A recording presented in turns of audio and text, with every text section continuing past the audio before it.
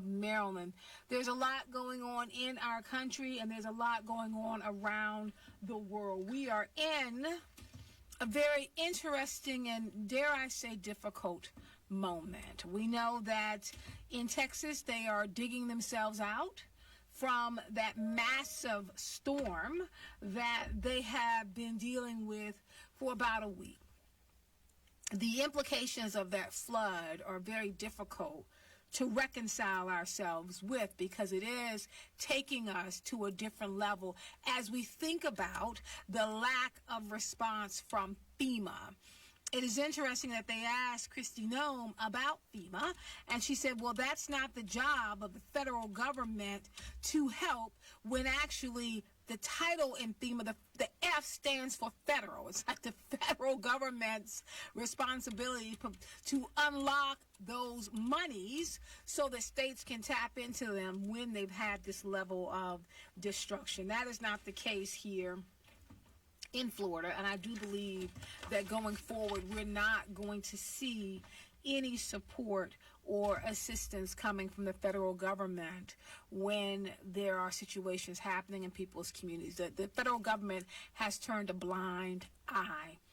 And I think we all have to recognize what that means and how we are standing at this moment with the government that does not care if we live or if we die. Now, I am not saying the government has ever truly cared about that. Let's be clear, right? The government is just a massive source of bureaucracies and stop and work gaps. But with FEMA money, with first responders, whether or not we were a Democratic state with a Democratic president or a Republican state with a Democratic president and so on, you knew if you tapped into federal emergency money, it would come. FEMA would show up. We saw under Trump 1.0, he did not like FEMA. He didn't want to be the one that states turn to. It's almost as if this particular president doesn't understand that FEMA money isn't your money. He takes everything so personal, as if we're taking money out of his personal coffers, and that is not the case. We have seen with this president the impact of his personal politics on how things are run. Well, that's the world. I want to narrow it to what is happening just in our city alone.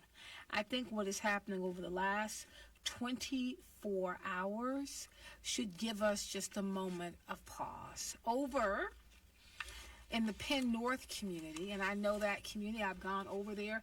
I know that Love and Cornbread is over there on that corner. They're a feeding group, and they tend to go out every Saturday and provide food for the community. I know it's over there by where you have, I think Umar's Boxing is over there, and the Enoch Pratt Library on Pennsylvania. All of that's over in that community.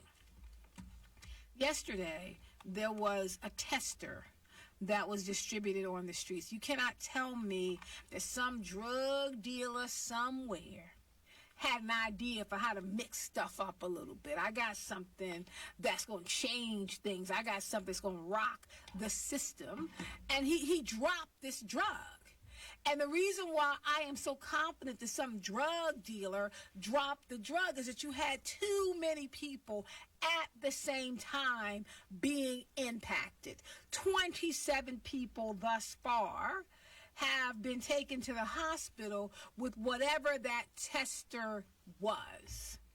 Whatever that drug dealer or that drug manufacturer or that government operative, whatever they dropped, knocked people out, sent them to the hospital.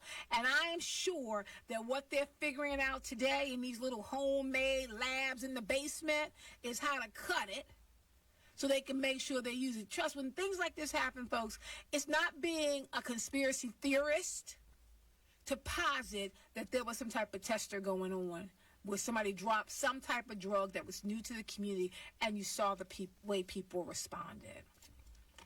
Mayor Brandon Scott did a press conference about this. We know the governor has spoken about it, and we know on today's show I'm going to have former Mayor Sheila Dixon. I'm going to have Dr. Salima Silaire Marriott, who's a former delegate and deputy mayor of Community and Economic Development.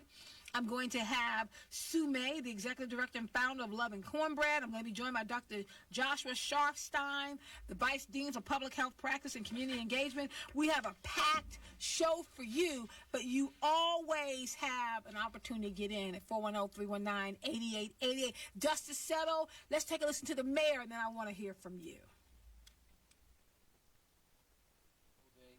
For the Penn North community, at least 25 residents suffered overdoses. Countless others were traumatized by what they saw and experienced, and we know that folks will be feeling the impacts for a long time. And we will be here to support them every step of the way. And we're really grateful. I think the big takeaway that we're grateful that we lost no one. There have been no fatalities as a result. Our first responders, police, firefighters, healthcare workers, and most importantly, our community partners stepped up and saved countless lives because of their quick action. They were out here all day and all night, canvassing, administering Narcan, and getting folks connected to the care and support that they need. I also want to acknowledge our partners at the state. We're joined today by our fabulous state senator, Senator Antonio Hayes, but obviously the Lieutenant Governor, the Governor, and their entire team who have been working with us, and surrounding jurisdictions who sent resources and manpower to us. It's important to note that we were able to mobilize at this pace and scale because of the ongoing efforts to address the overdose crisis and bring key partners together. That work didn't start yesterday, and it won't end today. It will continue to be an all-hands-on-deck approach as we continue to deal with this epidemic. The police department continues to investigate the scene and the surrounding neighborhoods, focusing on the source of the drugs themselves. And as a reminder to everyone, Good Samaritan laws are in effect, and folks can seek medical care without fear of arrest. So please, if you may have been infected or have information, please call 911. Additional resources are available through 988, the 988 helpline. And if you know anything that could help us figure out the source, please call 1-866-7-LOCK-UP. Again, that's 1-866-7-LOCK-UP. As a part of our coordinated neighborhood stabilization response, Monty and community partners will be here to offer harm reduction and overdose prevention support, as well as other wraparound services for the coming weeks. And please don't hesitate to use these resources or bring other folks who need them to these resources, because they are here for you. With that, I will now turn it over to Chief Wallace. Chief? Thank you, Mr. Mayor, and good morning, everyone. I want to start off by not only recognizing but thanking the members of the Baltimore City Fire Department, as well as the Baltimore Police Department, for their initial efforts yesterday. As we all know, what drives a successful outcome of an incident are those first minutes of an incident and those decisions that were made. They recognized very early on that they were dealing with a situation that was not only severe, but one that was going to escalate. And they rapidly escalated their responses as well in response to those initial assessments that were made. So to the officers, the incident commanders, providers, Commissioner Worley's team, I just want to thank them for what they did. Overnight, there were 4 additional transports that were made from this location. Only one of those was deemed to be a Priority 1 patient. As I discussed yesterday, for us, that's a critical patient. Overall, there have been 27 total patient transports from this incident scene in various conditions. 7 of those were deemed to be Priority 1 or critical. 15 of those were deemed to be serious, however non-life-threatening, and the balance of that were non-critical patients.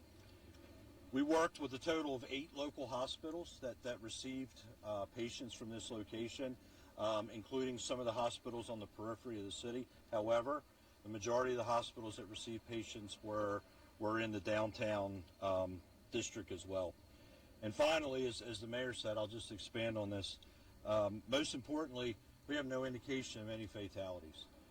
These are medical illnesses. They require immediate intervention, and that's exactly what happened. Naloxone was used as well as other life-saving measures, and at this point, we have no indication that there were fatalities, so therefore our providers again and the police performed very admirably, and there's been a favorable outcome in a medical sense. So I'll turn it over to Director Whaley at this point. Good morning, everyone. I want to start off by just saying thank you. We had so much support and mobilization here yesterday, from the governor's office to our counterparts at the Maryland Moore office to the Maryland Department of Health, and then numerous community organizations and volunteers who showed up to canvass the area, to pass out supplies, to pass out Narcan and test strips to the community. It was amazing to see us all come together in coordination and collaboration yesterday.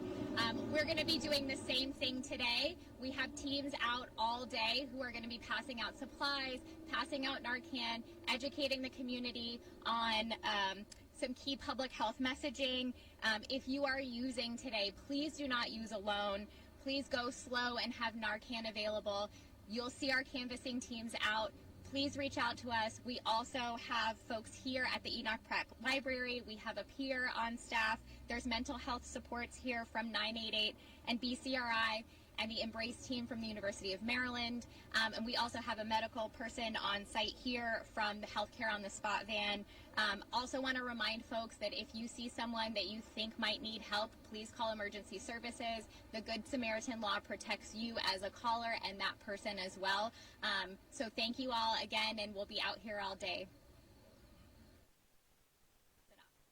So welcome back. That was first Mayor Brandon Scott, Police Commissioner Worley, and then Director Whaley from Substance Abuse with the opioid response. And one mistake, I'm sorry, that was not Worley, that was Fire Chief James Wallace speaking second.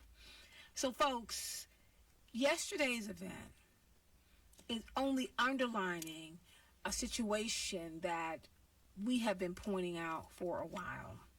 We are at the beginning of what I think is going to be a very chaotic, difficult, challenging time. It's not just about what happened over in Penn North, although I am concerned about this.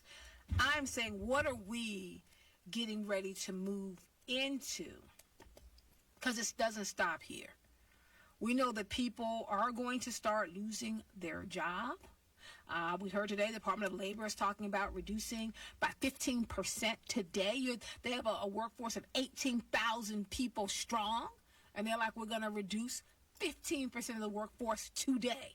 So you're talking at this point, when you start doing the real hard numbers, about 5,400 people or so are going to lose their job today. Erwin Purvey from Facebook Live says, look, the mayor can talk about all the resources that he wants until he's blue in the face. 95% of those drug addicts don't want resources because of the culture. They enjoy their euphoria, and that's all that matters to them in life. I know firsthand when you enjoy something and you're self-medicating, you don't want to stop in spite all the risk. Erwin is also noting that we constantly in this society, we're seeing advertisements for drugs. Now, what I think is interesting is I think we've all seen those commercials. I know you have, Justina, where the people are laughing or going out on a date, and they start telling you about the drug they're taking, and people are dancing and singing, and they're going through all the problems with the drugs. It can cause blindness, leprosy, your foot can fall off, and folks are dancing, so they're messing with your senses. You're watching folks dance, laugh, and be happy while they're reading you all the dangers of this drug. You're depressed, there's a drug. You're too happy, there's a drug. You're upset, there's a drug. There's a whole lot of drugs to deal with everything. We are in that type of society. So what do we do about this? I want to go first to former Mayor Sheila Dixon, and I'll go to Marvin Doc Cheatham as we're talking through what happened over in Penn North and potential solutions. Mayor Dixon, how are you? I'm good. How are you? I'm doing well, thank you. I know you heard yesterday's show. You are aware of what happened over in Penn North. I just wanted to get your thoughts on that and what the city can do, if anything at all, to avoid something like this happening again.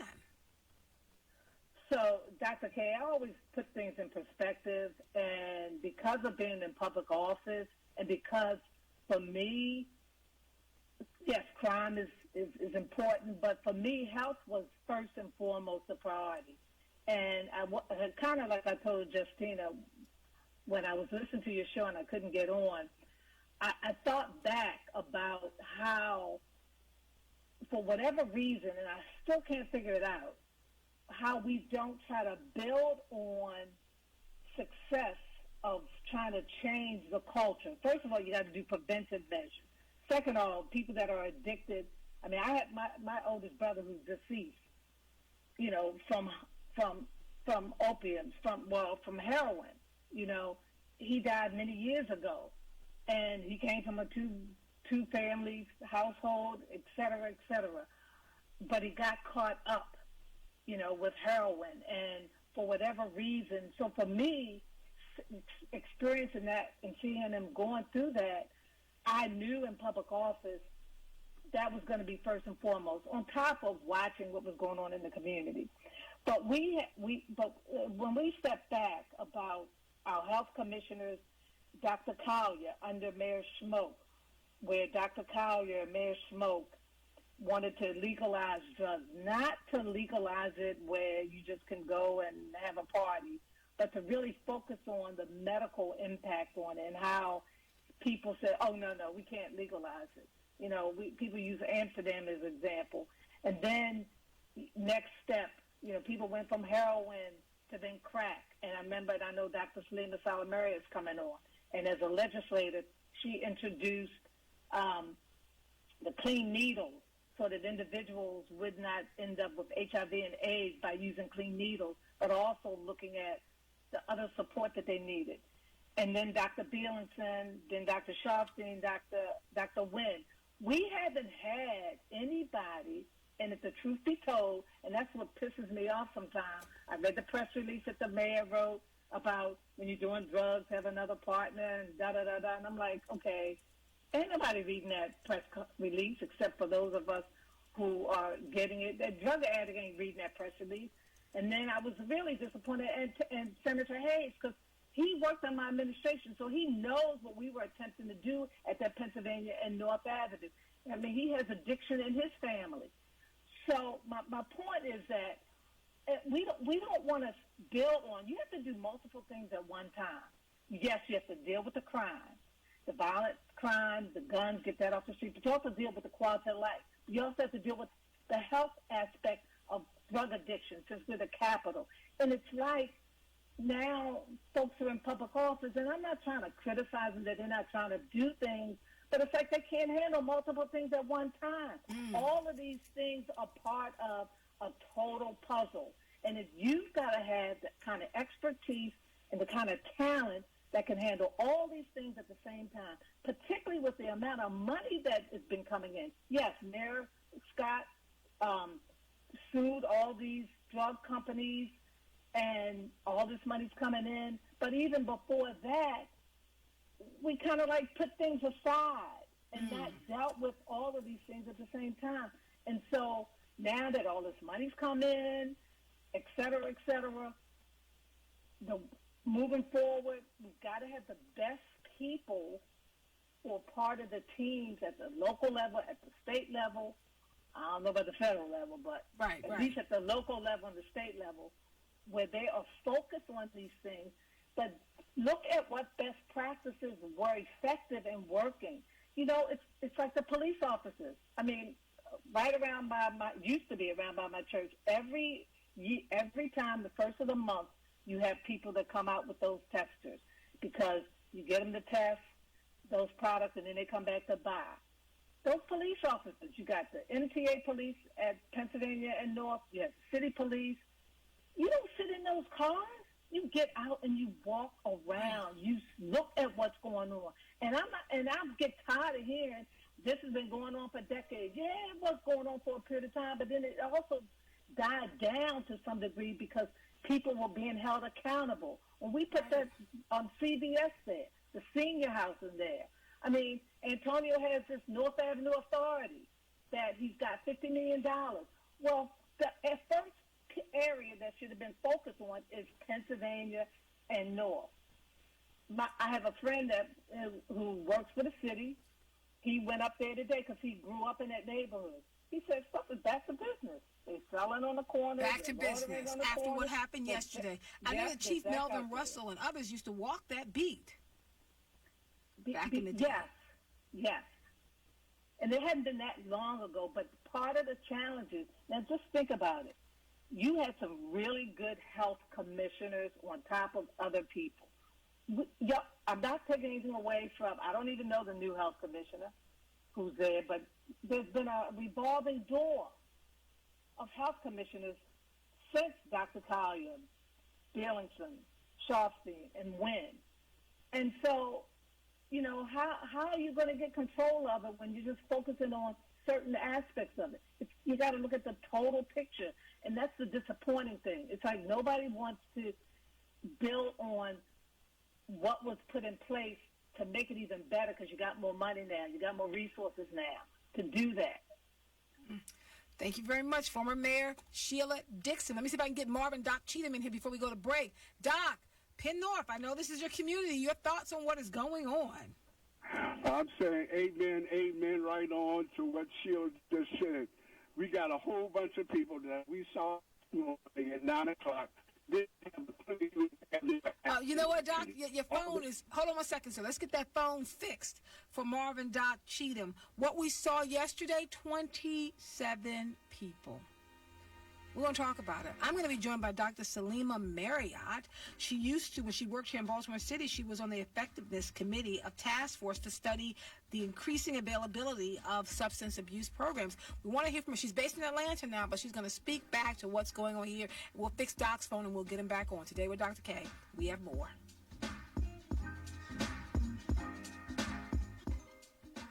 WEAA 88.9 reminds you that monthly sustaining memberships provide consistent support that we can depend on. For as little as $10 per month, you make sure that WEAA continues to inform, inspire, and engage you on the air, on your mobile device, and online. Information about this convenient way to support WEAA can be found by visiting WEAA.org and clicking on membership, or by calling 443-885-2075.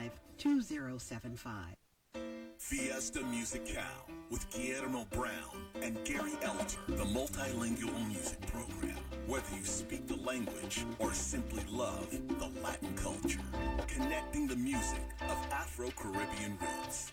Fiesta Musical, Saturdays, 12 noon to 2 p.m. on 88.9 WEAA, the voice of the community.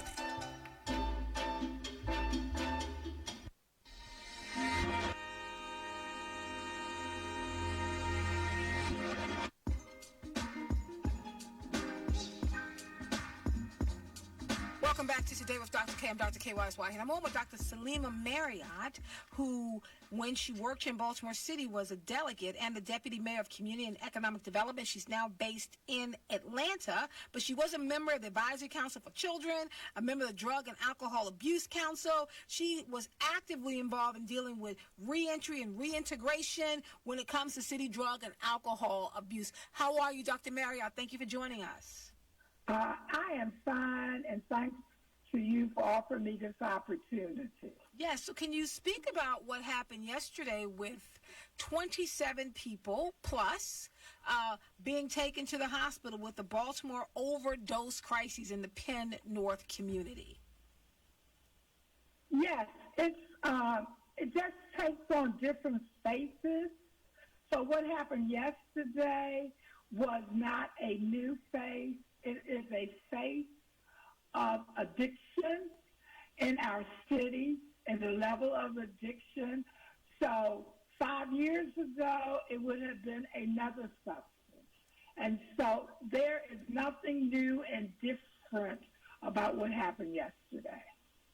So what do you think in terms of One of the things Mayor Dixon mentioned was your needles program.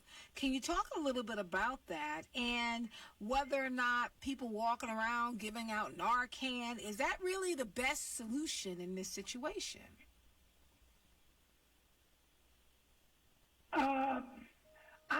My perspective, after my vision evolved over many years, and it was always driven by the fact that I was a member of generational addiction. And so therefore, my vision evolved, and I was looking at the problems, and I believe one of the reasons that Mayor Dixon asked me to come aboard is because at that point in the evolution, I knew that the focus had to be preventive. And for me, it always begins with the family. And in fact, if we want to change things, it begins at prenatal, not just with the mother, but also with the dad. And we push forward for that kind of development under the Dixon administration. If that had been put in place, and we look at how all these children would be today, some of the issues that we are confronting would be non-existent. Well, let me ask you, Dr. Marriott, the way we are moving right now, it is clear that there is a problem with addiction in this country. It's not the first time. We know we've been here before.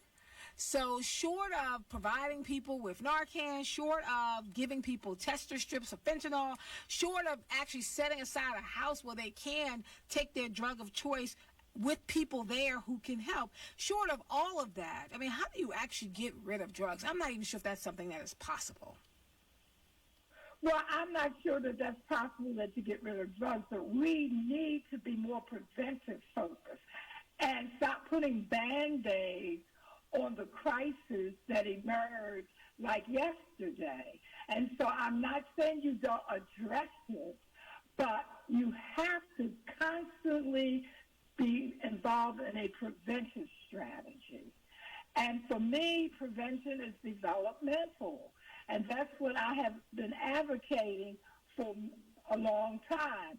And it does not mean that you don't address the problems of today, right, but you have to have a parallel strategy so we will not be confronted with these same issues when the children who are born today are 18 years old.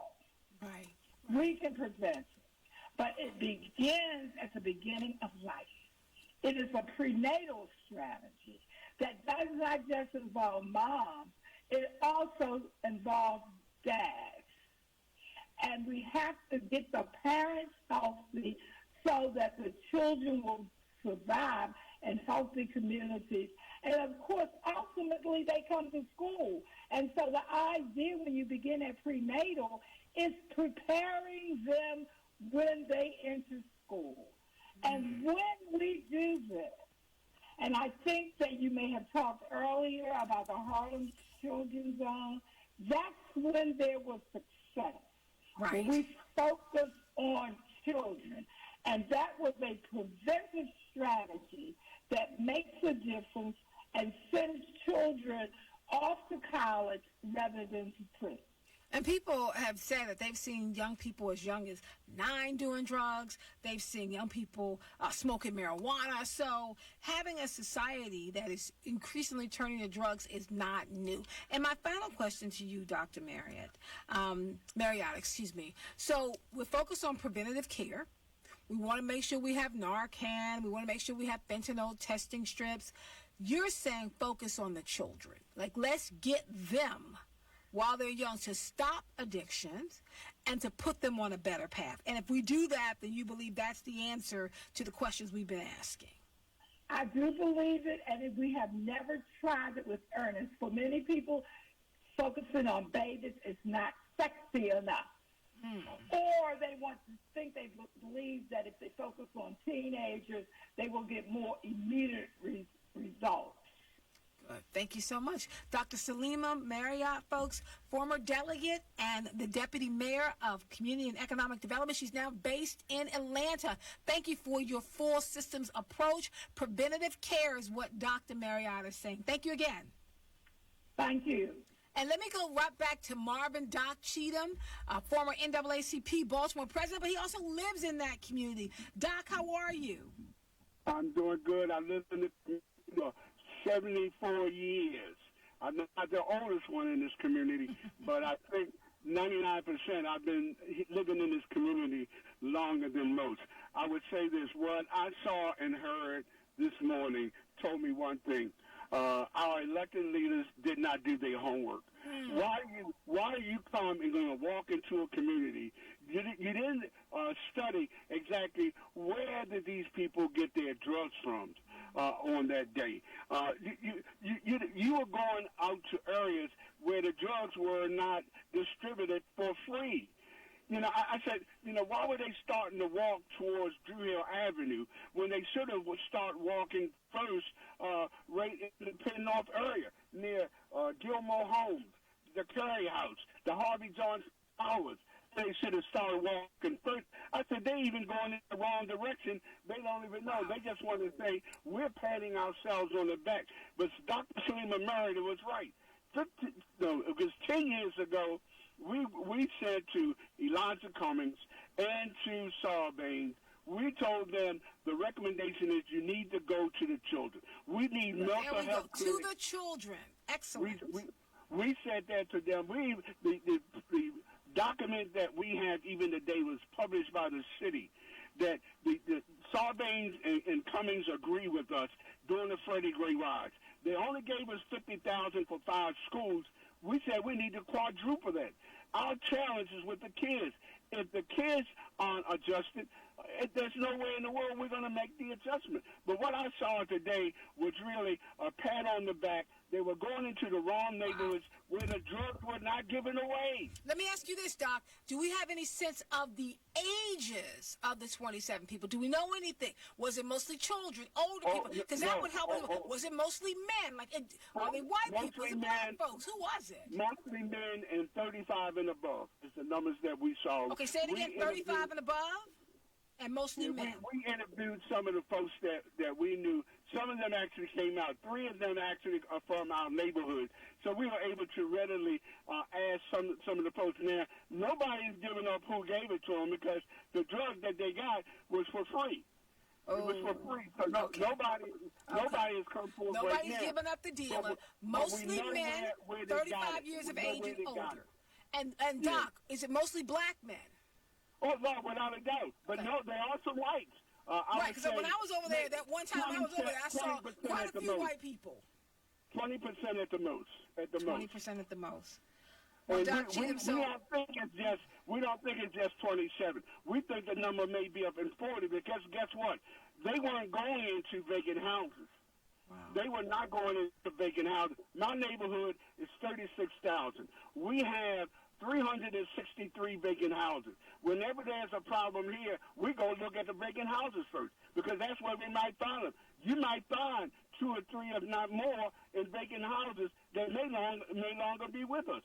And I've used Narcan at least 8 times. I'm looking at my box now with an expiration date September of 2026. A year and a half from now.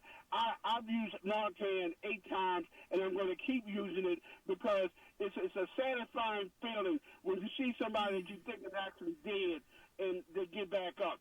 Now, the only challenge that we have is trying to educate them. You're not going to get people to get off the drugs if they don't want to. I'm telling folks, I don't care what y'all say. They don't want to get off the drugs, they're not going to get off the drugs. Let me ask you this, Doc. Last question before I let you go. Okay. So what we're talking about now is that the number's probably going to go up. They didn't go in the vacant housing. They were even walking in the wrong neighborhood. What is your feeling? I said it seemed like it was some type of test they were putting on the market, whoever this drug dealer or drug dealers were, and that this is not the end of what we're going to see happening with people with whatever this new drug is. I remember so distinctly. I was walking from the Penn North area, walking home, taking my exercise, and I was hearing I got the Lamar. I'm saying, what's he talking about, Lamar? We even had at one time the Lamar drug was the number one drug in our neighborhood. That's how I guess I'm real saddened as to what's happening to our people. But some of us, many of us, are not going to give up. But what I'm saying to our elected officials, y'all failed us again today. You didn't even have a master plan on how to address it. All you were doing was patting yourselves on the back this morning. Dr. Cheatham, thank you so much. I appreciate your time. Thank you for joining us. We have an anonymous male on the line. How are you? How are you, Dr. K? I'm doing well. Please give us your opinion on what is going on. Okay, I would like to speak to the situation there in Texas with the flooding, if you're ready to transition into that discussion. Let me have you hold on 1 second, because we're definitely going to get to that. We do want to talk about the flooding. Right now we're talking about what happened over in Penn North. As Tracy Ross said, drug addiction is a disease. Patsy Harcum Jones said, look, every decade there's a new drug that is popular.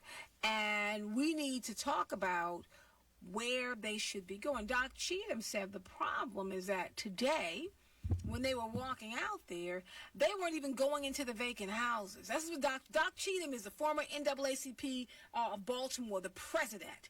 He is someone who lives in that community. He's like, look, they were walking in the wrong direction. They weren't even going into the vacant houses. They were doing it for a photo op. He said, I'm going to use his words. They were doing it to pat themselves on the back, rather than trying to track down the number of people who have been impacted by whatever this new drug is. Have you noticed, folks, they're not telling us that either. What was the drug? What is it that caused 27 people to OD? 27 and counting. Doc Cheatham said it's probably higher. There are probably people passed out in the boarding houses right now. And that's just they're not going to go there. They're not going into vacant houses. So we're dealing with a very serious situation here, folks. And I think that is speaking about something that is happening in Baltimore City. We know, I've often said, that Baltimore City is a microcosm of the world. And drug use, we have found over the last couple of months, they're saying drug use has gone up, and we haven't even hit the tip of it yet. Drug use has increased in this country ever since 2024, and drug overdose deaths have increased almost 27%. Compared to 2023, compared to 2019, that there's more synthetic drug use, there's more prescription medication misuse, there's more polysubstance abuse going on, and the rate of drug use that has increased is among the American Indian or Alaska Native people, multiracial individuals, and black folks, compared to other racial and ethnic groups. That what we're seeing with this trend, it is an upward trend. In 2024, 80,391 people died of a drug overdose, an increase of 26.9%. And the drugs that are increasing, I don't even know some of these. Just like 8 of the 10 drugs chosen for Medicare price negotiation, these are the ones that we're looking at that they have been cutting and they have been using. The most used drugs in 2024, fentanyl, methamphetamine, cannabis, benzodiazepines, I don't even know how to pronounce this, folks, cocaine. Those are the 5 most used drugs in 2024. I want to just point out to you, if you were listening, in between methamphetamine and that drug I couldn't pronounce was cannabis. They're saying cannabis, which has been used by people for a long amount of time in different settings. Now you can get it in edibles, you can get it in your drink, you can get it in your drops, you can get it in your butter, you can get cannabis any way, any form, in your cookies and your brownies, you get it everywhere, right? and they've made cannabis look very attractive. Here's what it has done. Cognitive decline with chronic use, dependency risk, especially among younger users, mental health effects such as anxiety and paranoia, and cannabinoid hyperemesis syndrome.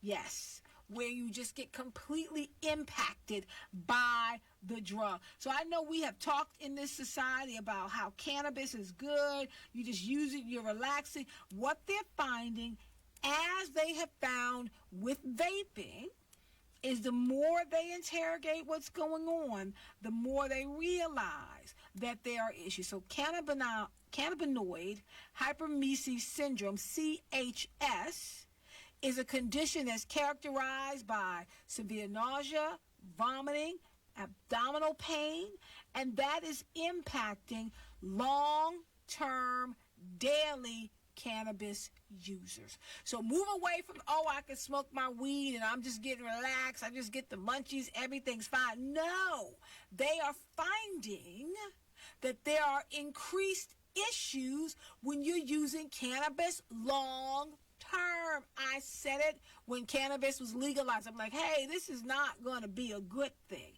The other thing, and I'm going to talk a bit about this today, is all of this research is coming out about vaping. That drug that they pushed on our children, they're now finding that they're a problem. So people are saying we need to keep people out of the country. Let's talk about it. 410-319-8888. Let's go to Adrian from Baltimore. Adrian's calling from out of the country. Adrian, where are you? I'm in the Dominican Republic. Thank you so much for calling in. I didn't pick up on the topic because I thought I was calling the engineer. I had some questions that I wanted to pose to her. Well, we are talking about what happened in Baltimore yesterday with 27 people with a massive drug overdose over in the Penn North community. Okay, so I'm familiar with the Penn North. As a matter of fact, I'm a sworn police officer, and I didn't know that happened. That happened yesterday. So as a sworn police officer, someone who knows Penn North, this happened yesterday. We're trying to figure out what are the solutions. What can we do to avoid this from happening again, if we can avoid it from happening again? I don't think it can be avoided. One factor is Penn North has been a mecca for drugs ever since I can remember. I grew up in that area, and it's always been a mecca for drugs, not to this extent, but from what I'm learning, like you said, from the incident that happened yesterday, it's really out of hand. It is out of hand. Thank you so much. Adrian, hold on one second. Let me see if we can get you connected here. Let's go to Tyrone from Park Heights. Tyrone, how are you? Hey, how you doing, Dr. K? I'm doing well, thank you. Hey, Dr. K, you know the crazy thing about the Penn North situation? What? Is that there are probably about 40 to 50 people down there right now looking to find that drug to buy it, to use it. I really do believe that. I do. Yeah, that's true. That's true. It's true. It's probably 30, 40 people right now trying to find that drug. So we keep thinking the fault and making trying to seem like as though, oh, those people need help. One of your callers came up and said, bottom line, some of those people ain't gonna never stop. It ain't because of they don't want to work, they can't get a job or anything. This is where they go at to do what they do. And we have to realize that.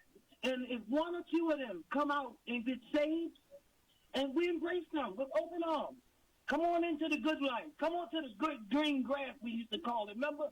Yep, I remember. We used to call it good green grass. So you come on to the good green grass, we embrace you. But as long as you want to stay over there, and this is how we should be kind. As long as you want to be over there in the mud and wallow in the mud, then all we can do is watch from a distance and hope you make it out of it. Thank you so much, Tyrone. You are absolutely correct. I think that when we start looking at what's going on, I received this wonderful email from Leela Kolapila through my Morgan email. She said, look, we are now seeing the signs of the unthinkable, and it is unfolding everywhere, and all of these pieces have to be connected somehow. What does it mean that at the same time we're calling immigrants poison, enemies, vermin? We're trying to say Canada's the 51st state. You're adding tariffs. Department of Labor is getting ready to fire 5,400 people today, roughly. And now we have 27 plus people to OD. Somebody dropped some drug yesterday that impacted everyone. 410-319-8888. James from Park Heights, what do you think? Hi, good afternoon, Dr. K. Hi, how are you? I'm fine. Listen, the gentleman Tyrone was right. There are people looking for that drug thinking they can handle it. That's sad. City Hall. We need somebody in there that's going to take a bullhorn and go through the community. Get out there and shout it out to these folks. These drugs are killing you. We have resources. I have a friend of mine who works for the health department, and they go out and outreach. And, they keep talking about the Norcaine. Let's try to avoid the Norcaine. Let's get to these people, like the lady said, when they are young. That's the hope right there. We got to get them while they're young. That's the answer. Well, if there is an answer, but that's some hope, Dr. K, to get our young people before they get to it. One more thing. I don't know whether you knew this or not, but Baltimore City is the number one city for when they try new drugs. And I'm going to give you an example. There was a marijuana a few years ago, a brand new marijuana that was making people violent. They were taking baseball bats and hitting people after smoking this particular drug. Baltimore was the first city they tried it on. You remember that? I remember that. And what you're saying is correct. But we know, I don't think anyone is prepared to honestly talk about the amount of drugs that come through this city, right? I mean, I see kids now. I mean, smoking marijuana, which to me is a problem, is not a big deal anymore. We're okay. You can do whatever you want, from younger kids to adults. You can smoke your marijuana, your cannabis, or whatever you're using. And we're now seeing this uptick. Yesterday, James, was some type of test. Something new was dropped on the market yesterday. It's pitiful. I know your heart hurts because mine's hurting calling and talking about this. Yeah, it hurts. It's terrible. Yeah, it's terrible. They're using these gateway drugs, and it grows into something that is more dangerous. See, here's what I don't understand, James, and this is really where my heart is heavy. I agree with the Narcan. I do. I agree that you do whatever you can. This is where my concern is.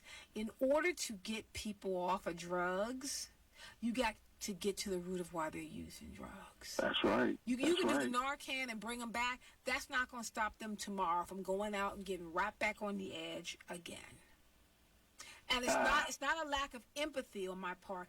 I'm speaking as someone who's had family members with addictions. And I'm telling you, you can beg, you can cajole, you can cry, you can try to drag them, you can try to trick them, you can try to pay them, you can do whatever you want. They don't stop until they want to stop. Like, we're talking supernatural intervention here to get people to stop with these drugs. What are we going to do, Dr. K? Reach the young people. That's the only hope. Yeah, that's it. Just reach them when they're young. It. I'm telling you, and I don't write people off at all.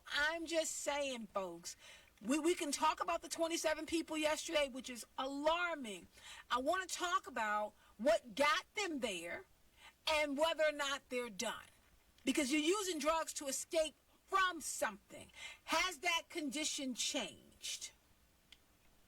It's heartbreaking. It is heartbreaking. Thank you so much. Folks, keep doing what you're doing. Thank you. No, I appreciate you. So I'm just trying to figure out, when you start talking about drug addiction, which is not my area at all, we got to talk about, what does it mean to get addicted to something? How do we help people to get out of it? You can have all the substance abuse programs that you want. I know personally, I've had family members who have dropped their children off to a substance abuse center, walked them inside, cried over them at the door, and their kid went in the front door And when they could, they went on back out the back door. I know people whose children have come home from drug addiction, went upstairs, and the minute you take your eyes off of them, the minute you do, that's why I think people need to go watch that documentary called New Jack City. Right? We laugh and we call it a narrative film with Wesley Snipes. That's a documentary, folks. Looking at how drugs are introduced in a community. They're giving drugs away because drugs, when you overlay drugs and poverty, then drugs become the escape valve, the escape mechanism. I can't look at what's happening. I'm in a situation where I can't feed my family. I can't take care of my kids. I can't pay my bills. I'm just in so much pain. Drugs. It turns the pain off for a second. Alcohol. It turns the pain off. Okay. Do you drink? And you don't have to lay your hands on the computer, lay your hands on the radio, but do you drink? Why do you drink? If you drink, it doesn't matter whether it's wine or, Hennessy or whatever, but why do you drink? Because it relaxes you, right? Do you smoke? Why do you smoke nicotine? Like, why are you actually putting a toxic drug in your system and smoking and putting it into your lungs? What, does it relax you? Gives you a little bit of escapism? Why do you binge watch TV? You go home, you turn on, Law and Order, you turn on the Equalizer, and 4-5 hours later, you done watched everything, and you're just sitting there. Do you overeat? Think about it. You're getting all stressed out, and then you do what? You go with the sugar and the salt and the this and the that, and then you're wondering, like, I'm getting heavy. But there's a thing called food addiction. Do you gamble? There's a gambling addiction. Having sex without any constraints. There's a sex addiction. Like, people get addicted. Now, what is it? Why does it happen? Now, there are a lot of addictive personality traits. And we're just focusing on substance abuse, but we can just as easily focus on alcohol, folks. We could. It's an escapism. Alicia says a reaction to stress. So how do we remove that? Can we remove it? We are living in a country that was actually founded to get people addicted to tobacco. They were growing tobacco so people could do what? Smoke it. And they said if you smoke the tobacco, it's going to mess up your lungs, and they kept doing it. We're going to talk more about this. I got Katrina. I got an anonymous caller. I got you. And we're going to talk about it when we come back from the break. From Randallstown to Greenbelt and everywhere in between, we're loud and kicking. The voice of the community. WEAA 88.9 FM. Wake up Saturdays with Robert Shahid for the Oldies But Goodies Extravaganza. All of the classic music from our culture and the soundtrack of our lives from 5 a.m. to 10 a.m., including the reinvigorating Saturday morning dance and exercise party from 7 a.m. to 7:30. You don't want to miss being with our music family here on WEAA 88.9 FM for a great reminder of our music cultural excellence. Every Saturday, 5 a.m. to 10 a.m. We are absolutely the voice of the community. Hey folks, it's Dr. K from Today with Dr. K. It was Margaret Mead who once said, never doubt that a small group of thoughtful, committed citizens can change the world. Indeed, it is the only thing that ever has. Hey folks, we're committed to changing the world. We're committed to having good conversations. We're committed to having a good community. Get committed and join me every day, Today with Dr. K from 3 to 6 p.m. right here on WEAA 88.9 FM. I will leave the light on for you.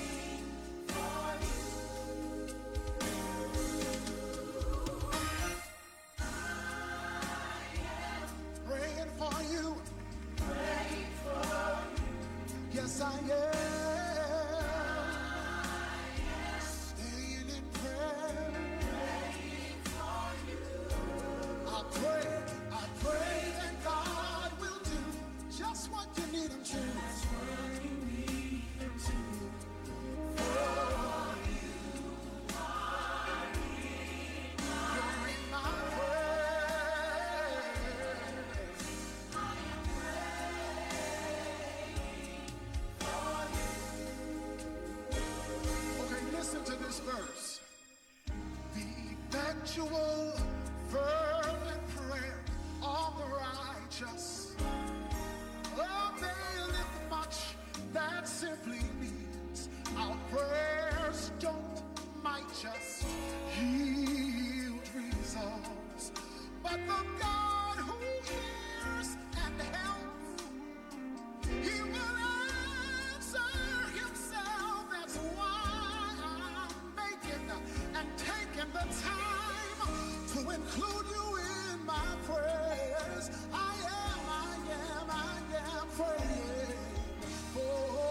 Celebrating 40 years of broadcasting. Morgan State University Public Radio. 88.9 WEAA FM and HD1. Baltimore. From NPR News in Washington, I'm Windsor Johnston. President Trump and the First Lady are in Central Texas 1 week after the region was devastated by massive flooding. Trump spent the afternoon surveying the destruction in Kerr County, one of the hardest hit areas. Right now, the president is speaking at a roundtable discussion with first responders, residents, and local officials. It's hard to believe the devastation. Trees that are 100 years old just ripped out of the ground. I've never seen anything like it. I've seen a lot of bad ones. I've gone to a lot of hurricanes, a lot of tornadoes. I've never seen anything like this. This is a bad one. We just visited with incredible families that, look, they've been devastated. They lost their child or two children, and just hard to believe what, I've never seen anything like it. The death toll in Central Texas has risen to at least 120, and the search continues for more than 170 people. House Democrats are condemning the Trump administration for withholding billions of dollars in public school funding. The lawmakers formally outlined their concerns in a letter to the Office of Management and Budget and the Department of Education. NPR's Sequoia Carrillo reports. More than $6 billion in congressionally approved federal education funding was withheld last week. The Department of Education cited a need for more review of the programs before dispersing the funds. The programs in question help fund after-school programs, migrant education, and programs for English language learners. House Democrats banded together to send a letter urging the department to release the funds immediately. They estimate that the funds make up at least 10% of federal K-12 education funding for each state. Sequoia Carrillo, NPR News. In Iraq, Turkish Kurdish militants began laying down weapons after an agreement with the Turkish government to disarm after decades of fighting. NPR's Jana Raff reports from Amman. It was a symbolic ceremony, but an important one. A group of fighters from the band PKK came down from the mountains in the Kurdistan region of Iraq to hand over their weapons.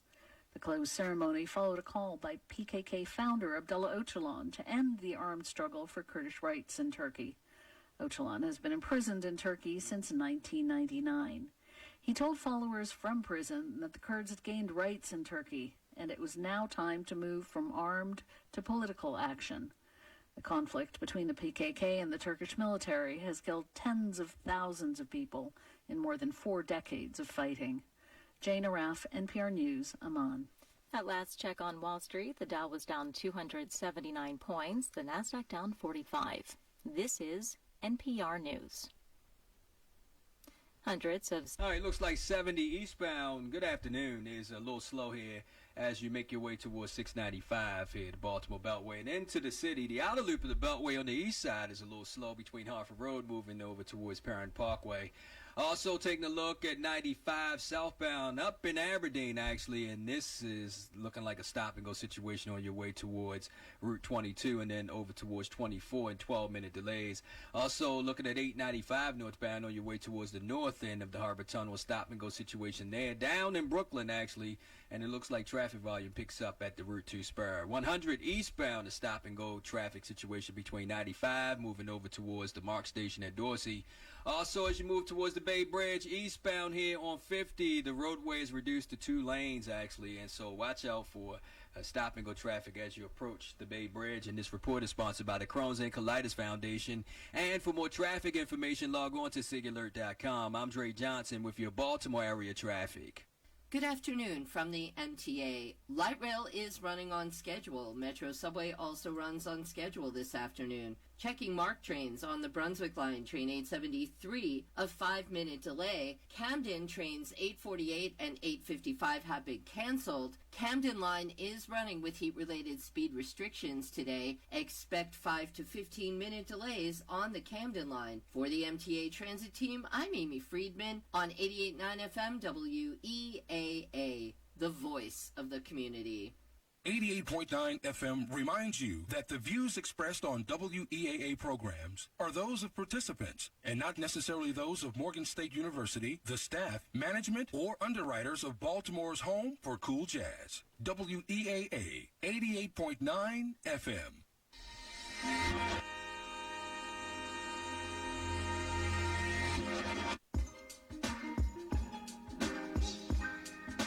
Welcome back to Today with Dr. K. I'm Dr. KYSY here. So, folks, someone just contacted me to give me the 411, the scoop. So, this person said that it's probably not a new type of drug.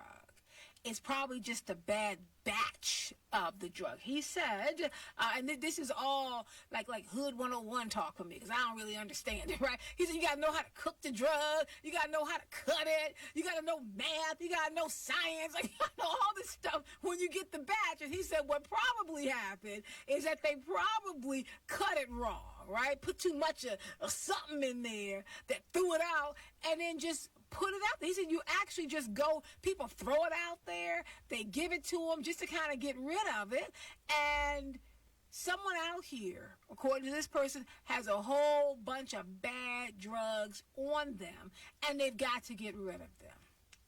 And the question is, how much more are we going to see down this path? 410-319-8888. Let me go to Katrina from Baltimore, then I'm going to talk to Sue May, the founder of Love and Cornbread. Katrina, how are you? I'm good. And yourself, Dr. K? I'm good. Thanks for calling. Yes, so my opinion is that I feel that the Baltimore City Police should really be stepping up their game, because I would have thought after you said what you said yesterday, they would have been out there. You should arrest don't sit there and watch the drug dealers sell these drugs, or just, however their activity is going. Don't watch them, arrest them. That way you can get the drugs off the street. Right. And these testers is a test in so many ways. It's a test to see, hey, did I make it right? It's just, but now they realize that, hey, something went wrong. So I bet you that they're fixing it now. And it won't be that issue, but you still need to get the people off the streets. And what happened to the Safe Streets people? They're in that area. They have an office on Pennsylvania in North. They have an office over there. So where are they? Where are they walking around? Is this constantly going to happen? And why does it happen in our community? Because I bet you $100 that if wealthy people wanted to take over Pennsylvania and North, all of that would be gone in no time, in a blink of an eye. No, I hear what you're saying, and this understanding, like the root of this, and really starting to recognize how dangerous this is and what is the impact of this. I'm with you. There's a serious impact. Arrest them all. Now, that won't stop the drugs from getting through. That won't stop that from happening, but it will help us to understand what we can do from here. Thank you so much, Katrina. I appreciate you. Let me go to Sue May. Sue May is the founder of Love and Cornbread. What they do is they have a feeding program. I guess really they give out full meals every Saturday over in the Penn North community. And I'll let Sue May talk a bit about that and why we brought her on here. Sue, how are you? Thank you for joining us. I'm great, Dr. K. Thanks for having me. Absolutely. So I brought you on because for a couple of reasons. One, I know that is the community where you do your food service. Yes. And you were talking yesterday about being on the ground there. Yes. We have been a part of the Penn North community for the last 5 years, together with an amazing group of volunteers. We have served meals right at that corner of Pennsylvania and North Ave every single Saturday for the last 5 years. So this is a community that is really close to our hearts, And when I saw the news yesterday, my first thought was, I'm afraid of who I'm not going to see show up next week. And that I've been contacted by many folks in the community that, you know, we're scared for our people and hoping that they're safe. Let me ask you, Sue, as someone who's been going there for the last 5 years, can you talk a little bit about the community? Because the one time I was out there and I saw the people coming by, and they were definitely in need. That is something I truly saw. Can you talk about your experience and your sense of the community? Sure.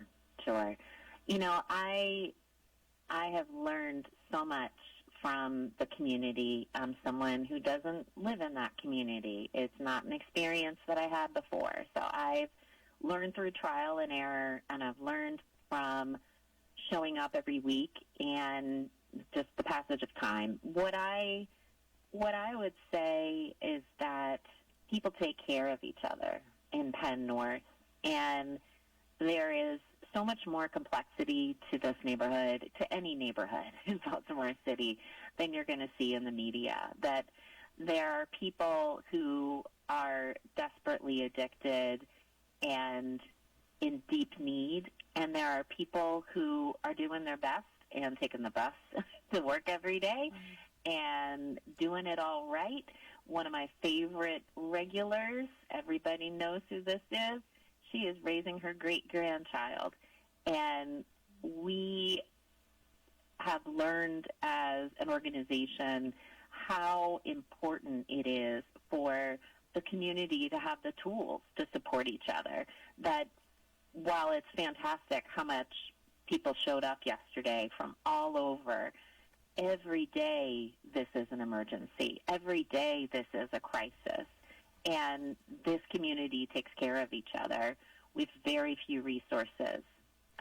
And I can give you examples of that. I'll stop there. Well, let me ask you, Sue, what did you see yesterday? Did you go up there after the news broke? No, I was actually nearby. I was coming from the Strength to Love farm, and I started to see the call go out on this network that we're a part of, which is the Maryland Overdose Response Prevention Network. And there are so many fantastic nonprofits, Baltimore Harm Reduction Coalition, Charm City Care Connection, that are in that neighborhood every day, have the expertise, and have the relationships to go in and help people. And I think that the work of those groups is so critical because you bring in EMS or the police, they don't have the same relationship and the same rapport with people that these groups do. And so they know where people are, and people will come out and talk to them because they trust them. So I am so grateful that at least the last I heard, nobody had died from this. But the thing I heard that particularly warmed my heart, I'm always looking for the good, is that as everything was unfolding, one of the first things I heard was the Pratt Library is where you're gathering. The Pratt Library is already out. They've got their tables set up. They've got water. This is the point where we're coordinating our resources, which took me right back to Freddie Gray in 2015. And I know you love the Pratt Library as much as I do, Dr. K. So I just wanted to give them a shout-out, too, for always showing up for the Penn North community. Thank you so much. And finally, Sue, if people want to volunteer with Love and Cornbread, folks, they feed every Saturday, and it's fresh, healthy meals. They have chefs who prepare the food. They have fresh, healthy tea. Like, it's an entire experience that brings back the humanity into feeding programs. Thank you. Thank you, Dr. K. Yes, you can find us at loveandcornbread.org, and we're on Instagram at loveandcornbread.bmore. And we're a source for free Narcan. That's a beautiful thing that the state of Maryland does, that we are able to share Narcan and test strips with anybody who wants them for free. So if anybody is seeing the world in a new way from this and says, maybe I need to keep some Narcan in my car, maybe I need to learn a little bit more about this, we are happy to help. We're happy to direct you to the amazing folks at Baltimore Harm Reduction Coalition and elsewhere. Because the community has to look out for the community. This is an epidemic, and the way we get through it is by helping each other. Thank you so much, Sumaya. I appreciate it. I got to get back out and volunteer myself. So thank you for that reminder. Come on out. Thank you, Dr. K. Absolutely. Bye-bye. Folks, give us a call, 410-319-8888. Cello Pitt said, look, praying for our community. I lost my beloved brother from this disease. Erwin Purry says, look, they give out testers to the drug addicts so they can get input from the drug addicts on how the drug is actually making them feel. I don't think that's what the testers are for, Erwin, so I'm not quite sure where you're getting that information from. I think that these are these fentanyl test strips, and they're trying to at least come in, and they're trying to help people. That's really what they're doing. LaShawn Ruffin says, look, people get high off Dilaton. I don't even know what that is. A lot of people have to stay away from the people that they know, and they have to want to do it. When I'm stressed, I will not eat or do anything else but sit on my bed thinking about my problems. Here's the thing, folks. We have to find ways to intervene. I like what Sue's doing a feeding program, maybe going over and volunteer. Like, we got to try to save the next generation. Let's talk to Andre from Northeast Baltimore. Andre, how are you? Hello, Dr. K. How you doing? I'm doing well, thank you. Good. I am so glad that you got your hand on the pulse of what's going on in the city. I just wanted to share, and you probably already know this, when we had that epidemic yesterday morning, they already have police stationed up there 24 hours a day at on Pennsylvania Avenue. So when it happened, they were there. Now, my question is, what were they doing? Or were they aware of what was going on? Because they... Are you still with us, Andre? Let's cut Andre back on. Hold on, Andre. We're going to cut you back. There you are, Andre. Go ahead and start again, sir. Okay, I was just saying that, they sell drugs in front of the police right up there. And, I call that area myself Little Hamas, because there's so much activity up there that's going on. And as the lady shared before me, we need all the services that we can get in that area. And we need the police to be on top of their game, because a lot of what's going on, they can stop it if they would get out of their cars and just be active. That's all I wanted to add. Oh, this idea. So we've heard a lot of people express some concerns, sir, about the cops need to get out of their car and they need to start getting involved. Cops, look, the stand in your car thing, that's not going to work. You got to get out. They have to see you. You have to be actively involved at this point. I absolutely agree with you, Andre. Thank you. So... the fentanyl test strips, or the xylazine test strips, are small pieces of paper or plastic designed to quickly and inexpensively detect the presence of specific substances in drug samples or in urine. So they're trying to figure out what the drugs are, and they're using these test strips.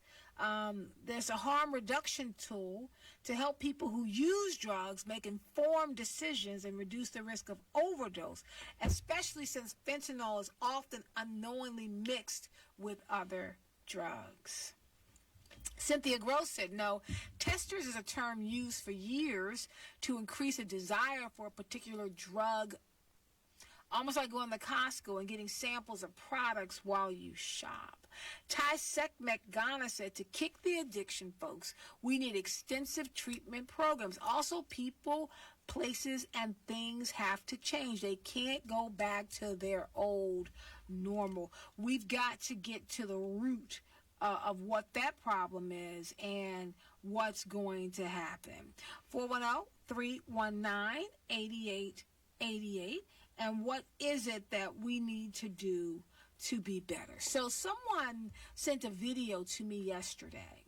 And let me paint the picture from you, because I thought at first, my first thought was that it was Baltimore, because it was put on the Be More unfiltered site. So I thought it was Baltimore at first. And what you saw was a whole bunch of brothers in the street, right? Just they all had cameras, they had their phones out, whole bunch of brothers. Then, I don't know if this was a Dodge that came through, one of those cars, like one of those race cars comes going through, and you hear the car on the video speed up, and all the brothers yell, "Get in the street, get in the street," and they all run to the street to block the street so the cop can't get through. So the cops driving has to stop the car. They're in front of the car. They're banging on the hood. The cops trying to move around them, and they will not. They physically put their bodies in front of the cop car, so whoever was driving that other car, that Dodge, that the cops were coming after, couldn't get to them. Could not get to. And the brothers they thought it was the funniest thing. And the cop car finally had to back up and move out. Now, see, that's not the part that surprised me or alarmed me. I was like, and I've seen this before. What surprised me and alarmed me is the number of comments saying, this is how we as black people come together. If you're looking for how we can come together and what we need to do, we need to come together against the police. I have questions about that, folks. Because if you come together against the police, and this is just a legitimate question, take it however you want, how do we protect our community? Now, if you're saying we need to choose people in our community that we trust, I've heard this solution. We need to have appointed people in our community that we trust to keep the community in line, and they're armed, and they're able to detain people, and they're able to arrest people and stop them moving. So you know there's another name for that. The name is police officer. Okay? Because if someone is trusted and they have a weapon and they can stop you from moving, they can take you into the court, that's a cop. So either we want cops or we don't. Someone's got to police the community. I know. Now it's getting hard. Because I understand we all were there. It was like, well, dismantle the police. We don't want police officers at all. Who is watching out for our kids? Who's arresting these drug dealers when they're dropping drugs with 27 people OD? Who's arresting them? Who shows up after the Baltimore City Fire Department, after the folks passed out the Narcan and the test strips, at the Pennsylvania Avenue Library, gives them water? Who shows up to arrest the drug dealers? I'm just saying, how do we protect ourselves? So someone said they found out that the drug, this is, so sad. Eugene Spill said the drug yesterday was laced with antifreeze. That's what the news said, antifreeze. So I'm just asking. Here's my question that I want you to answer. 410-319-8888. After the drug dealers dropped whatever this sample was, whatever it was that was potentially mixed with antifreeze, folks are ODing. You come in, you take 27 to the hospital, 13 ambulances, 5 of them are in critical condition. You flood the street. You're giving out food and Narcan and test strips. You're giving out water and fans and music. You're doing all that. Who comes in to arrest the drug dealers? I just want to know. I mean, I don't understand how we're doing this. Now, Nelson Street said, look, I'm late to the conversation, but has anyone discussed what it's like to get off this? How difficult it is to get off of heroin? Or, I don't know, PCP. Yes, Nelson, we did say that. We talked about drug treatment programs, and we said, look, you're not going, from what I understand, and if this is your reality, please correct me. But from what I have read, you don't get off the drugs until you are ready to get off the drugs. You know how many stories we've had of teenagers inhaling, spray paint fumes, going and inhaling the fumes of gas. So people will find a way to get high if that's what they're trying to do. So you don't stop until you want to stop. Who comes in to arrest? Is it, do we arrest them? Do we do what citizens arrest? Because drug dealing is maybe a $1 billion industry, at least a multi-million-dollar industry. Let's go to Money Mike. And, folks, let me just say, the antifreeze, we don't know. I'm just telling you what one of our listeners said. Again, that's why I said allegedly, supposedly. We don't know yet what it was mixed with. Money Mike, how are you? Dr. K, how you doing this evening? I'm doing well. Thank you for calling.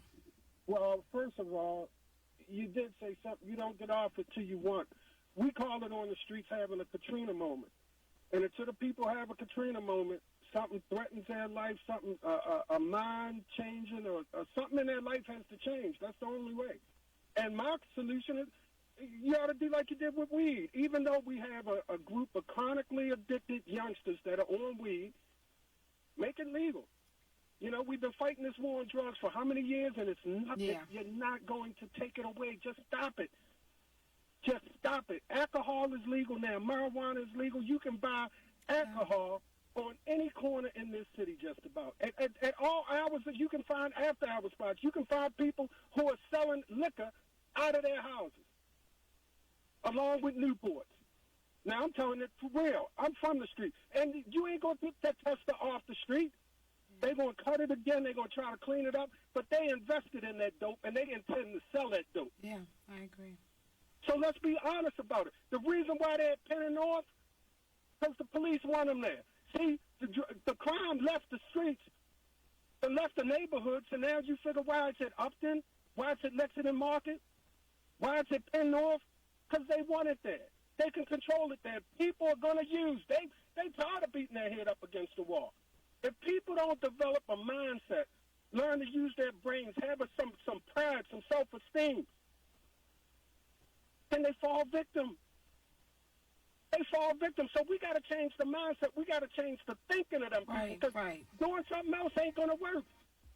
All right, it's the same reason we have poverty. It's the same reason we have poverty in this city and every other city with a Martin Luther King Boulevard in it. Okay, I'm going to stop you there. We appreciate you, Money Mike. When we come back, we got Daryl. I don't know if it's just as easy as, well, just don't do drugs. I think there's something more we're going to have to get, but that's my opinion. We're going to talk more about it. Let's talk about it after the break. On Democracy Now!, we bring the world to you. I'm Amy Goodman, host of Democracy Now!, where we cover hard-hitting news stories that matter, such as ordinary people from around the world affected by U.S. foreign policy, grassroots leaders, activists, analysts, and so much more. Join me and Juan Gonzalez on Democracy Now! Right here on Public Radio WEAA 88.9 FM, the voice of the community. Weeknights at 9 p.m. on WEAA 88.9 FM. Support for WEAA is provided by Mahogany Makers presents a live art show with local artist Derek McGowan. Derek will be displaying his artistic techniques, and his finished works will be featured. Portraits of his people is one of Derek's focuses. This event is happening Saturday, July 12th, 2 to 5 p.m. at Mahogany Makers, 1623 Thames Street in historic Fells Point.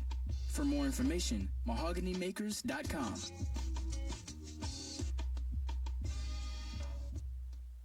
and members like you. Thank you.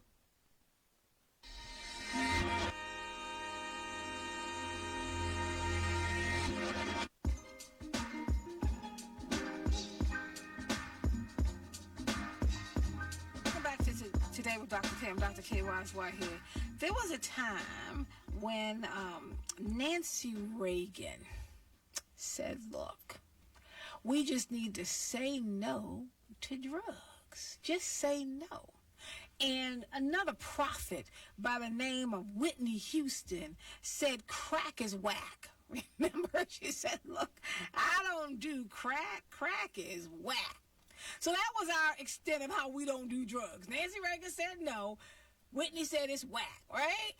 And here we are looking now that those campaigns around say no to drugs didn't quite work, because it didn't stop drugs from coming into our community.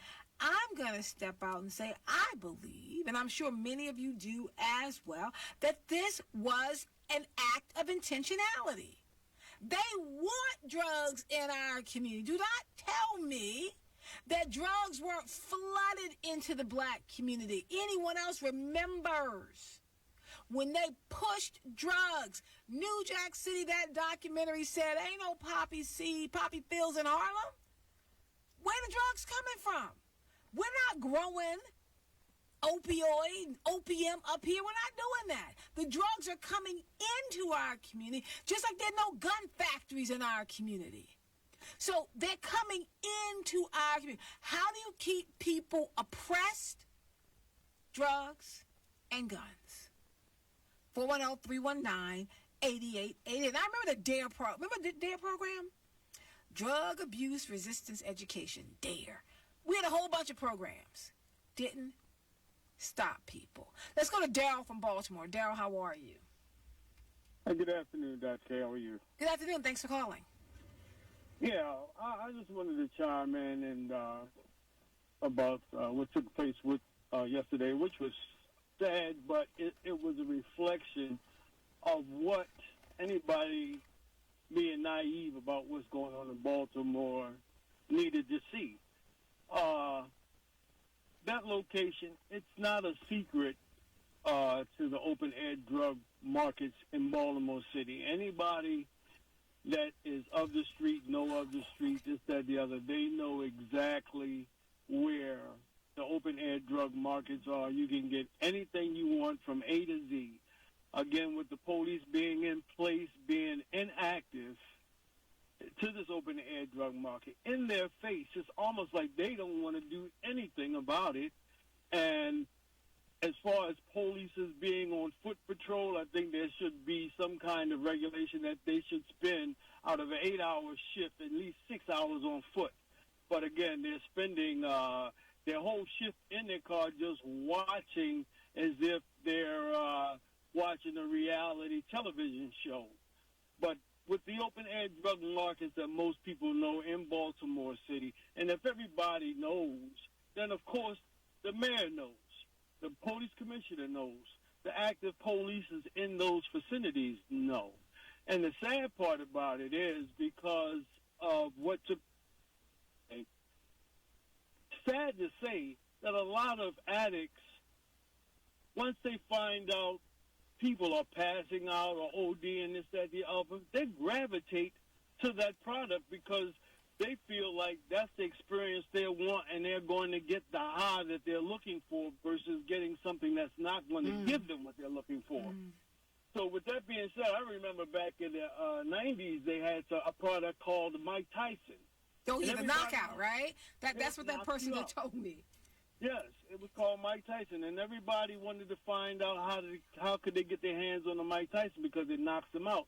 And the unfortunate part about yesterday is that it most definitely influences people that are suffering from the disease of addiction to come to that same location for possibly the same effect but not the same outcome. Thank you so much, Daryl. Folks, this area, I was just over in this area a couple weeks ago. I can't even wrap my head around what Bowman said. Imagine if it had happened when you were there. Like this, I don't think we've seen the last of this. I want to put a pin in this conversation. So Rhonda and Karen, don't hang up. I just want to click for a second over to Jack Bologna. Remember yesterday we had the president of BGE, first black woman to be the president of BGE, and I mentioned this article. That was the title of what Kevin Plank's 2013 trip to Dubai has to do with your surging BGE bill. Is in the Baltimore Banner. We have that writer, the author of that article, on for a quick to help us understand the connection. Jack, how are you? I'm doing well. Thank you so much for having me. Absolutely. So what does Kevin Plank's 2013 trip to Dubai, where he's sipping whiskey and gazing up at the Dubai skyline, what does that have to do with my surging BGE bill? And by the way, the president of BGE said nothing. She said it does not have anything to do with it at all. Yeah, so it is a little complicated. As you pointed out, in 2013, Kevin Plank, the founder and CEO of Under Armour, visits Dubai, and he sees the skyline there, and he thinks, why can't Baltimore have this? And at the time, Under Armour is really performing incredibly well. It's growing a lot. And he basically decides to redevelop this area of Baltimore, then known as Port Covington, and to really put kind of a massive development there that would be anchored by Under Armour's headquarters. And when I say massive, we're talking like 14 million square feet of new development, which is skyscrapers and lots of new buildings and kind of like a mini city. And so basically, as soon as he starts planning this big development, BGE starts planning also to build electrical infrastructure down there, and electrical infrastructure like substations and like the cables that kind of connect them to the grid and things like that. Those are really kind of expensive projects that can be important for like the reliability and safe delivery of electricity, but they also are a reason why bills go up and why we've seen higher bills for folks. So with that, one of the things that they said yesterday is that we're running at a major deficit, about 40%, and that in the short term, there's nothing we're going to be able to do about it except continue to pay higher BGE bills because we are bringing in most of our electricity, she said, from the state of Pennsylvania. Yes, yeah. My forte on this is not about maybe where energy is produced and how it kind of gets to Baltimore. I really, and this story was focusing on the development kind of side of things and how kind of these construction projects can make our bills more expensive. Because, again, it's a lot of these construction projects that are any kind of main driver or a significant driver, I should say, in the cost of like delivering electricity to us. And the way that BGE makes its profits is a little interesting because it's a regulated utility. It's not like a lot of other businesses. Actually, when it spends more money on these big construction projects, that's how BGE is able to kind of earn a greater return on its investments, and that's how it's able to earn kind of more profit. So there is an incentive for them to build this, important infrastructure. But then the question is, at what point, is it too much infrastructure? And consumer advocates and the state's watchdog have raised this issue repeatedly with BGE, saying that they are concerned that they are perhaps too incentivized to build. I'm glad you laid that out because that was something that was confusing to people. As just someone who is struggling with the BGE bills here, as a reporter, what are some of the things, and my last two questions to you. The first one is, what are some of the things you think we should be keeping our eye on? Yeah, well, I think it's really the proceedings that go before state regulators. Our bills and the rates that we pay for energy are regulated by the Public Service Commission. And I looked into the history of this. I didn't write about it here in this story, but the Public Service Commission is 100 years old. And when it was formed, it was like big news. Everybody knew who was on the Public Service Commission, and everybody was paying a lot of attention because back then people were really, at the time, they were pretty upset at the predecessor to BGE. And it was like big news. And what we have today, I feel like very few people understand what the Public Service Commission is. They don't know about the Office of the People's Counsel, which is the state's ratepayer advocate. And I think just more awareness of how rates are set and how, a private utility like BGE kind of makes its profit and things like that. That's good for awareness because obviously we all want safe, reliable energy, but we also want to be able to, afford it. All right. Thank you so much, Jack Bologna. We will continue to keep our eye on the Baltimore matter. Thank you for your story. What Kevin Plank's 2013 trip to Dubai has to do with your surging BGE bill. Folks, go get it and keep your eye on what's happening. You got to be aware of what's happening with every bill and how money is being charged. Thank you so much, Jack. Thank you so much, Steve. Appreciate you. Folks, we're going to go back to the story we were covering around what happened in the Penn North community yesterday. I'm going to go to Rhonda from Baltimore County, then I'll go to Karen from Baltimore. Hey, Rhonda. Hello, Dr. K, and hello to Radio Land out there.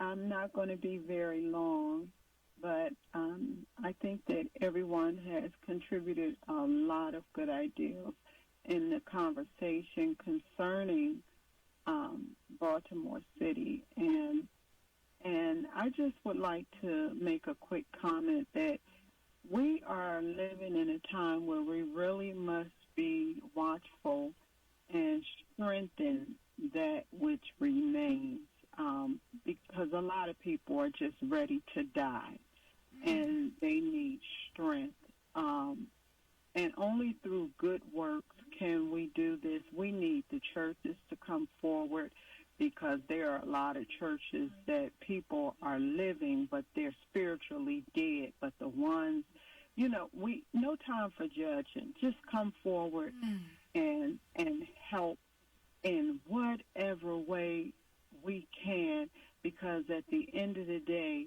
it's better that we save one life than to lose 10 or 1,000. And just strengthen that which remains that's ready to die. I have been there. I haven't been on drugs, but I'm talking about I have been in a place where, I felt like, wow, all this is happening around me. But thank God I had a support system. Everyone don't have that, but we got to get back to the basics, back to eating. And you don't know how you can affect someone just by reaching out and even speaking, even saying, hey, you okay? Or, what happened there? That is really traumatic for the families, for the community, for everyone. So I just say let's strengthen that which remains that's ready to die. Oh, my goodness. Thank you, Rhonda. My goodness. Let me go to Karen from Baltimore. Folks are laying it down today. She said it's okay to save one life. They said, you lose 10, lose 15. I think we got to have a better math system here. And how can we save more? I think that's what Doc Cheetah was. He's like, okay, I've used at least 8 things of Narcan in the last couple of months. That's 8 lives. Pull back from the edge. 27 people OD'd. I'm sure Narcan was used to pull them back from the edge. I say pull them back from the edge, because where you start doesn't have to be where you finish. If you're still here in the land of living, there's still a lot more that you need to do. Come on, Karen from Baltimore. Hi, can you hear me? I can hear you. Hi, awesome. This is the first time I'm on.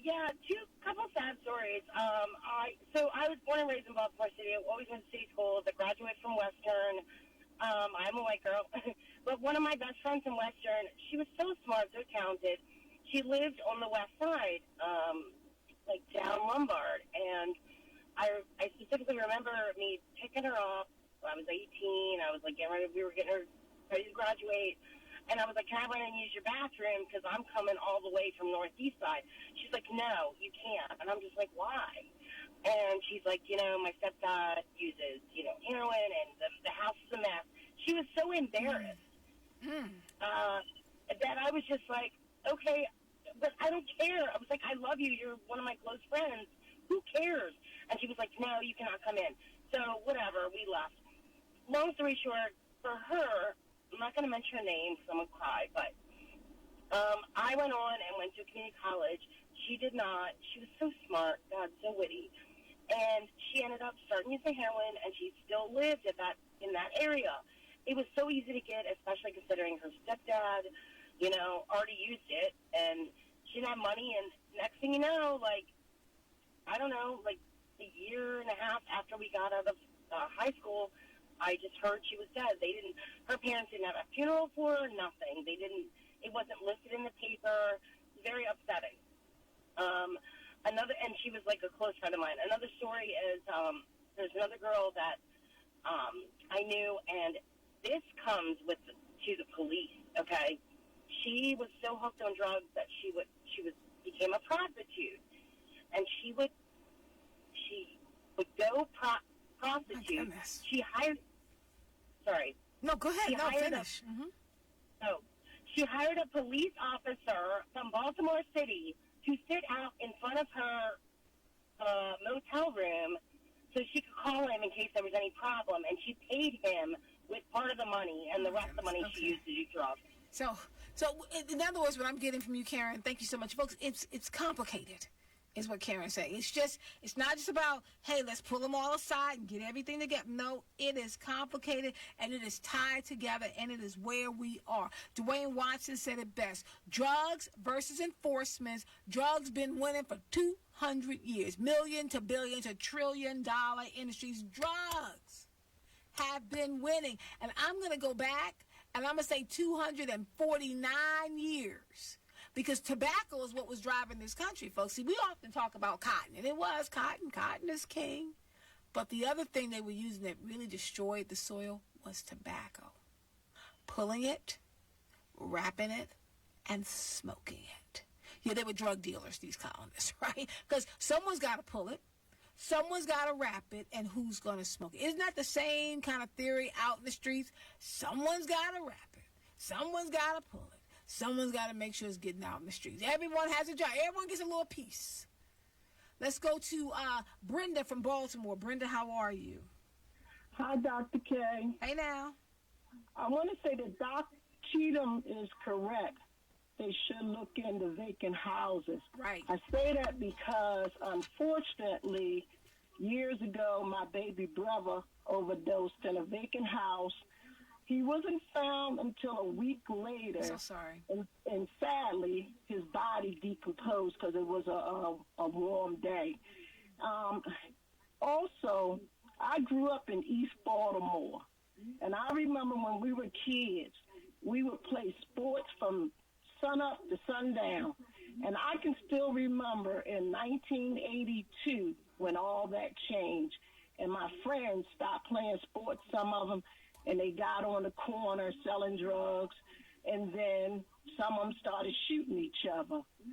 So I got a lot of experience. Unfortunately, I've lost a lot of relatives, so I got a lot of experience with this. And if you would allow me, because that Penn North situation really touched my heart yesterday. And if you would allow me to read a poem, I read a poem on your show before. I would remember. appreciate. Go ahead, Miss Brenda. Go ahead. All right.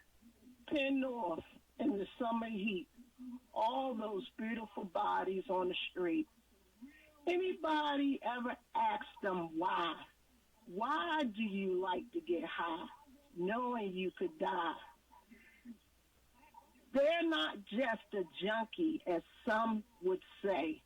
Drug dealers, you get your pay off of someone else's pain. This is so disdain. I want to know why. You sell to your people knowing that they could die. The money is fast, but it won't last. You yourself could end up dead or in prison instead. Is it worth it? I just want to ask why do my people, my beautiful black people, continue to die and there's no outcry? This was the plan for the black woman and man. Take us out by any means necessary. Please know your history. A dealer once told me he needs to be able to put food on his table. Right. But at the expense of your sister and your brother, we need to take care of one another. What's up with the expensive clothes and the tennis shoes? I'm not judging you, but why do you dress yourself up and tear your community down? Please look around, throwing testers on the ground to keep them hooked. Seeing this as a little kid, I was shook. You say that if you don't do it, someone else will. News flash, drugs kill. Sister and brother, we need to help one another. I know we have a hard road in store. I know it's not easy being poor. Okay. Drugs as well as money can be an addiction. I pray for help for the affliction. Thank you, Dr. K. Thank you so much, Brenda. I pray for help for the affliction. Kevin from South Baltimore. Hey, Kevin, what's going on, sir? All right, how you doing, Dr. I'm K? doing well, thank you. Good. It's funny. I was just having somebody asked me did I see what happened out there yesterday, and I really wasn't aware of it till later on yesterday evening. And the conversation I'll say it on your show today. I think there's a bigger picture what's happening in that neighborhood, 2117 zip code. I grew up in that zip code. We just sold, well, I ain't going to say we, I'll say my uncles and aunts and mother, they just sold my grandparents' house a couple years ago. And and I don't go over in that neighborhood unless I really got a reason anymore. So, but it's long story short of it is that neighborhood is being gentrified right under these people's noses, and they don't even realize it. I was shocked to see, you got Asians just walking around the neighborhood as if they've been there forever. You got white people, they're buying up all those houses and revamping them. You got a lot of, and you got to think, it's only 5 minutes away from downtown. You're sitting on the metro, the subway is right there. And they're slowly turning those, you're talking about the vacant homes, they're buying them up and rebuilding new ones and putting up new houses and redoing it. So I think, and as far as the drug problem, I mean, Trump called it and I'm not, this is not a Trump bump, but it just is what it is. I mean, he called it terrorism, this fentanyl epidemic, and it is. And I think the only way to get rid of this fentanyl, or even something else, we got pink cocaine out here now too, is to you gotta put out harsher penalties. I mean, I think there's something bigger happening now. I appreciate you. I really do, Kevin. I appreciate you. Here's where we are, folks. Yesterday, we had this situation. And based upon what everyone is saying, there are no simple solutions. They're not. You can flood a community with all the resources you want. You can get out there like they're out there today. Doc Cheatham said they're not going in the right direction. They're going in the wrong direction is what Doc Cheatham said. He said they're out there and they're going in the direction of photo ops and not in the direction where stuff. So you can get out there. That does not change. How do we change things? What is going wrong in our society? I think that drug abuse, and I'm not a drug abuse counselor. I don't study that at all. But I think it should be seen as a mental illness. That's what I think. But there's something, because if you sell everything to get the drug, including your own body, including your children, to get the drug, you will sell what you don't even have. You'll sell down to your spirit and soul if you have to, when that monkey gets on your back. That's a mental issue, folks. And we got to talk about, like, where does it come from? Like, where did it start? How did we get here? Because it will call into question how we are socialized to accept the collapse of our communities. We are socialized to accept the ruins of our community. We're socialized to accept the crumbs being given to us. We are socialized to accept whatever grudge they have stuck to the bottom of the table that they scrape off, put it on a plate and call it food. If we were to really investigate how we got here, I think it would blow this whole city up. Because it started somewhere.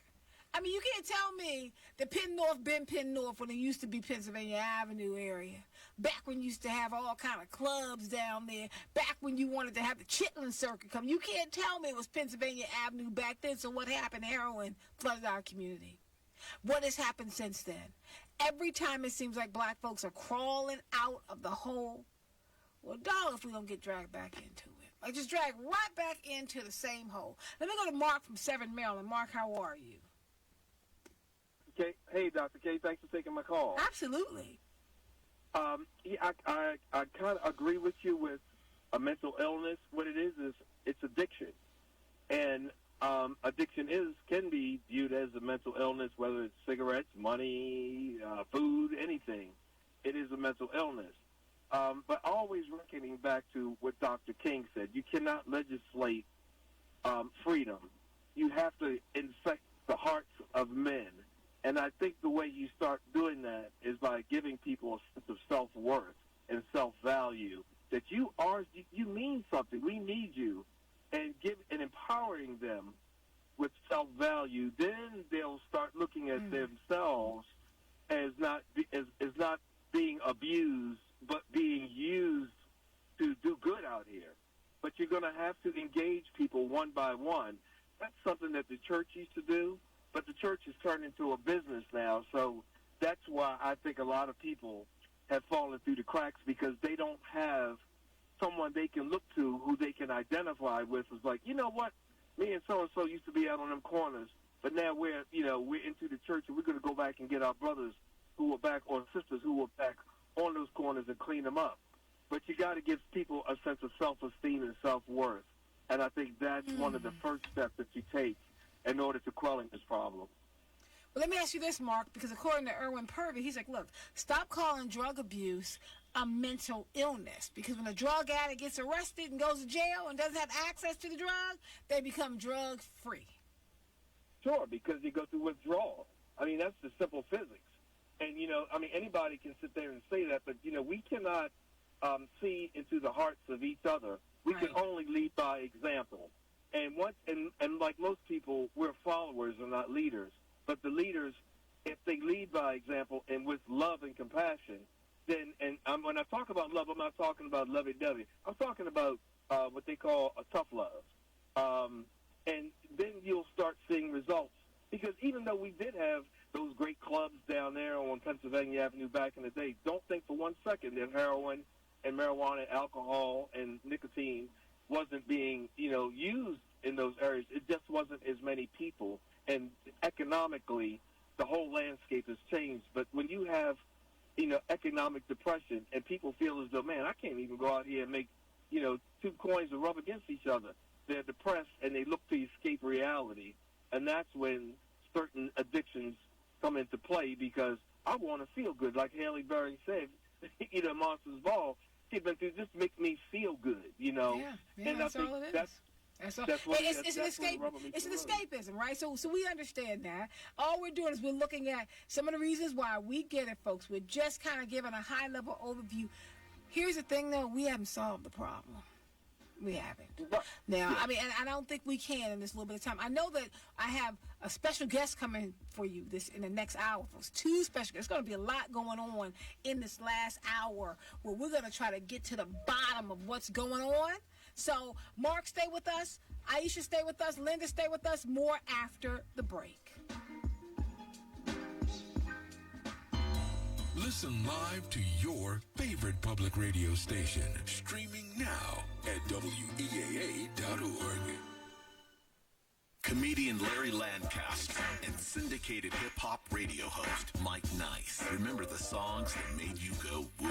I know you remember those. Yeah, you know exactly what I'm talking about. Hear them again on Throwback Saturdays, 10 a.m. till 12 noon. Party like back in the day. I'm gonna teach you how to body slam. On 88.9 WEAA, the voice of the community.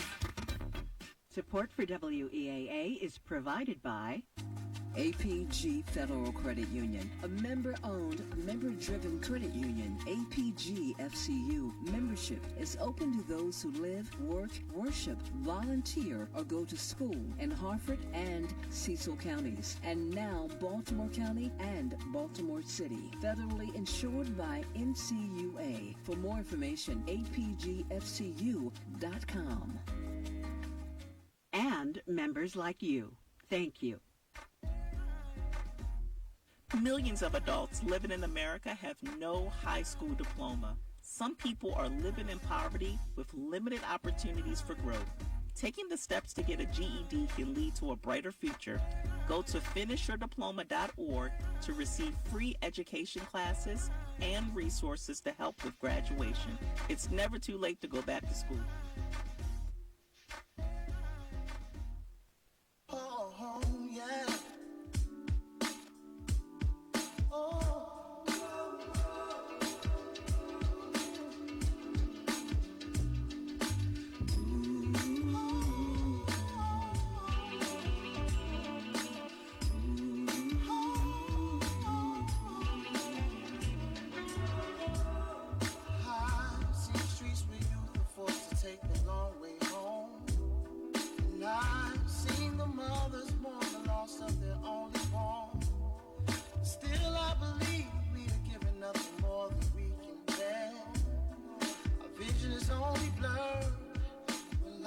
Unfair, so who am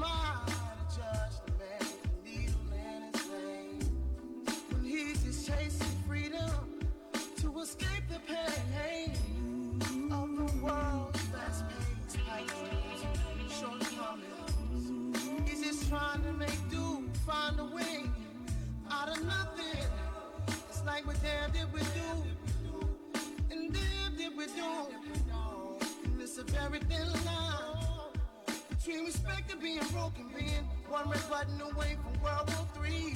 Always called the minority, and always pulled over, facing police brutality. Why is every street a living hell? Probably because they want us to fail, yeah. 3 strikes will surely pack the jail, like the slave ships when they sail. Whoa, whoa. Years and years of civil rights chasing to pass that bill. But ask yourself, people haven't changed, they're always standing still. Celebrating 40 years of broadcasting, Morgan State University Public Radio, 88.9 WEAA FM and HD1, Baltimore. Live from NPR News in Washington, I'm Windsor Johnston. President Trump is on his way back to Washington after surveying the damage from catastrophic flooding in central Texas. The president spent the afternoon getting a first-hand look at the destruction left behind from last week's severe storms. Trump later met with Governor Greg Abbott, first responders, residents, and local officials at a roundtable discussion in Kerrville. The First Lady and I are here in Texas to express the love and support and the anguish of our entire nation in the aftermath of this really horrific and deadly flood. Nobody has any idea how and why a thing like this could happen. The death toll in central Texas stands at 120. Search and rescue efforts continue for more than 170 people. The cost of rebuilding after the flooding is expected to run into billions of dollars. More than $30 million in donations have already been raised. Texas Public Radio's Marianne Navarro reports $5 million in initial grants has already been released. The Kerrville Kroc Center, run by the Salvation Army, is one of 20 nonprofit organizations receiving the first round of funds collected by the Community Foundation of the Texas Hill Country. The Salvation Army's Major Phil Swires says they will provide direct financial assistance to families. Not only in the short term, starting on day one in a parking lot after a call at 6:30 in the morning, but to be here up to 2 years or until the need has been taken care of. This includes buying and distributing gift cards, cleanup kits, and other supplies. Initial grants will also support businesses, first responders, and crisis response efforts. I'm Marianne Navarro in San Antonio. The president of Brazil continues to strike back against President Trump's threat to slap a 50% tariff on all goods coming into the United States. NPR's Carrie Kahn reports. Brazil's current president, Luiz Inácio Lula da Silva, is not backing down. Lula has been giving interviews, flooding social media, and published a long letter in left-leaning major newspapers around the world. In it, Lula laments the decline of multilateralism to solve conflicts. He adds it's imperative to fortify institutions that are, quote, capable of responding to the cries of a humanity that fears for its future. Trump says Brazil will get a 50% tariff because of its prosecution of former President Jair Bolsonaro, who's facing charges of plotting a coup to stay in power. Trump says it's a witch hunt. Friday, Trump said maybe he'll talk with Lula, but added Bolsonaro is, quote, an honest guy. Carrie Kahn, NPR News, Rio de Janeiro. Stocks traded lower on Wall Street today. The Dow was down 279 points. This is NPR News in Washington. All right, Baltimore, looks like traffic is a little slow as we take a look here on 395 outbound downtown, actually, on your way towards 95. And looks like traffic volume actually really picks up at Conway Street there. So watch out for delays. 895 northbound on both ends. We are dealing with stop-and-go traffic. Looks like here northbound over in Brooklyn as you make your way towards the north end. Looking at 20-minute delays in which traffic volume picks up at the Route 2 spur. Taking a look at 895 southbound on your way towards the south end of the Harbor Tunnel over in southeast Baltimore. Looks like traffic volume picks up at Boston Street. As you make your way towards the Fort McHenry Tunnel, and we got 41-minute delays, especially as you move downtown here on 95 northbound. The inner loop of the Beltway, slow traffic on the top side on your way towards Green Spring Avenue. And this report is sponsored by the Crohn's and Colitis Foundation. And for more traffic information, log on to SigAlert.com. I'm Dre Johnson with your Baltimore area traffic. Good evening from the MTA. Light rail is running on schedule. Metro Subway is also on schedule. MARC trains on the Penn Line, train 634, 5-minute delay. Penn Line 430, 5 to 10-minute delay. Camden trains are running with heat-related speed restrictions. Expect 5 to 15-minute delays on Camden trains. On the Brunswick line, we have CSX freight train interference causing some delays. Train 873, 20-minute delay. Train 891, a 20-minute delay. Brunswick 875, a 10-minute delay. Camden 855 has been canceled. For the MTA Transit Team, I'm Amy Friedman on 88.9 FM WEAA, the voice of the community. 88.9 FM reminds you that the views expressed on WEAA programs are those of participants and not necessarily those of Morgan State University, the staff, management, or underwriters of Baltimore's home for cool jazz. WEAA 88.9 FM.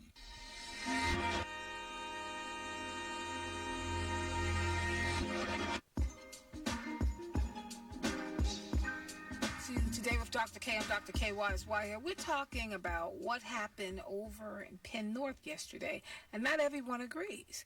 The Joy of Living Center has commented on our Facebook Live before I go to Dr. Joshua Sharfstein. They said, look, let's be real. There's been no heroin on Pennsylvania Avenue since Billie Holiday, Red Fox, and other major cultural figures have brought attention to what was happening in our communities. Penn Avenue has long been a hub, not just for the culture, but for pain, addiction, and survival. Let us not act like this is new. What is new is a level of attention and compassion now being shown, only because the face of addiction has changed. When it was brown and black folks, we got jail. Now that addiction affects wealthier, whiter communities, we get resources and recovery. We need to call that out. Recovery should have always been the response, not incarceration. To that end, before I go back to the callers, Aisha, Jim, and Linda, I want to go to Dr. Joshua Sharfstein. I want to make sure I'm pronouncing his name correctly. The Vice Dean for Public Health Practice and Community Engagement, and he was also Sharfstein, the former Health Commissioner of Baltimore. Dr. Joshua Sharfstein, how are you? Great. Thank you so much for having me. Absolutely. I want to talk with you, as you know, about what happened yesterday, but just as someone who's our former health commissioner, talk about what you're seeing and what you saw while you were out there and some of the responses to 27 people overdosing. And I think in the span of just one day, only a few hours passed from the first call to 27 people.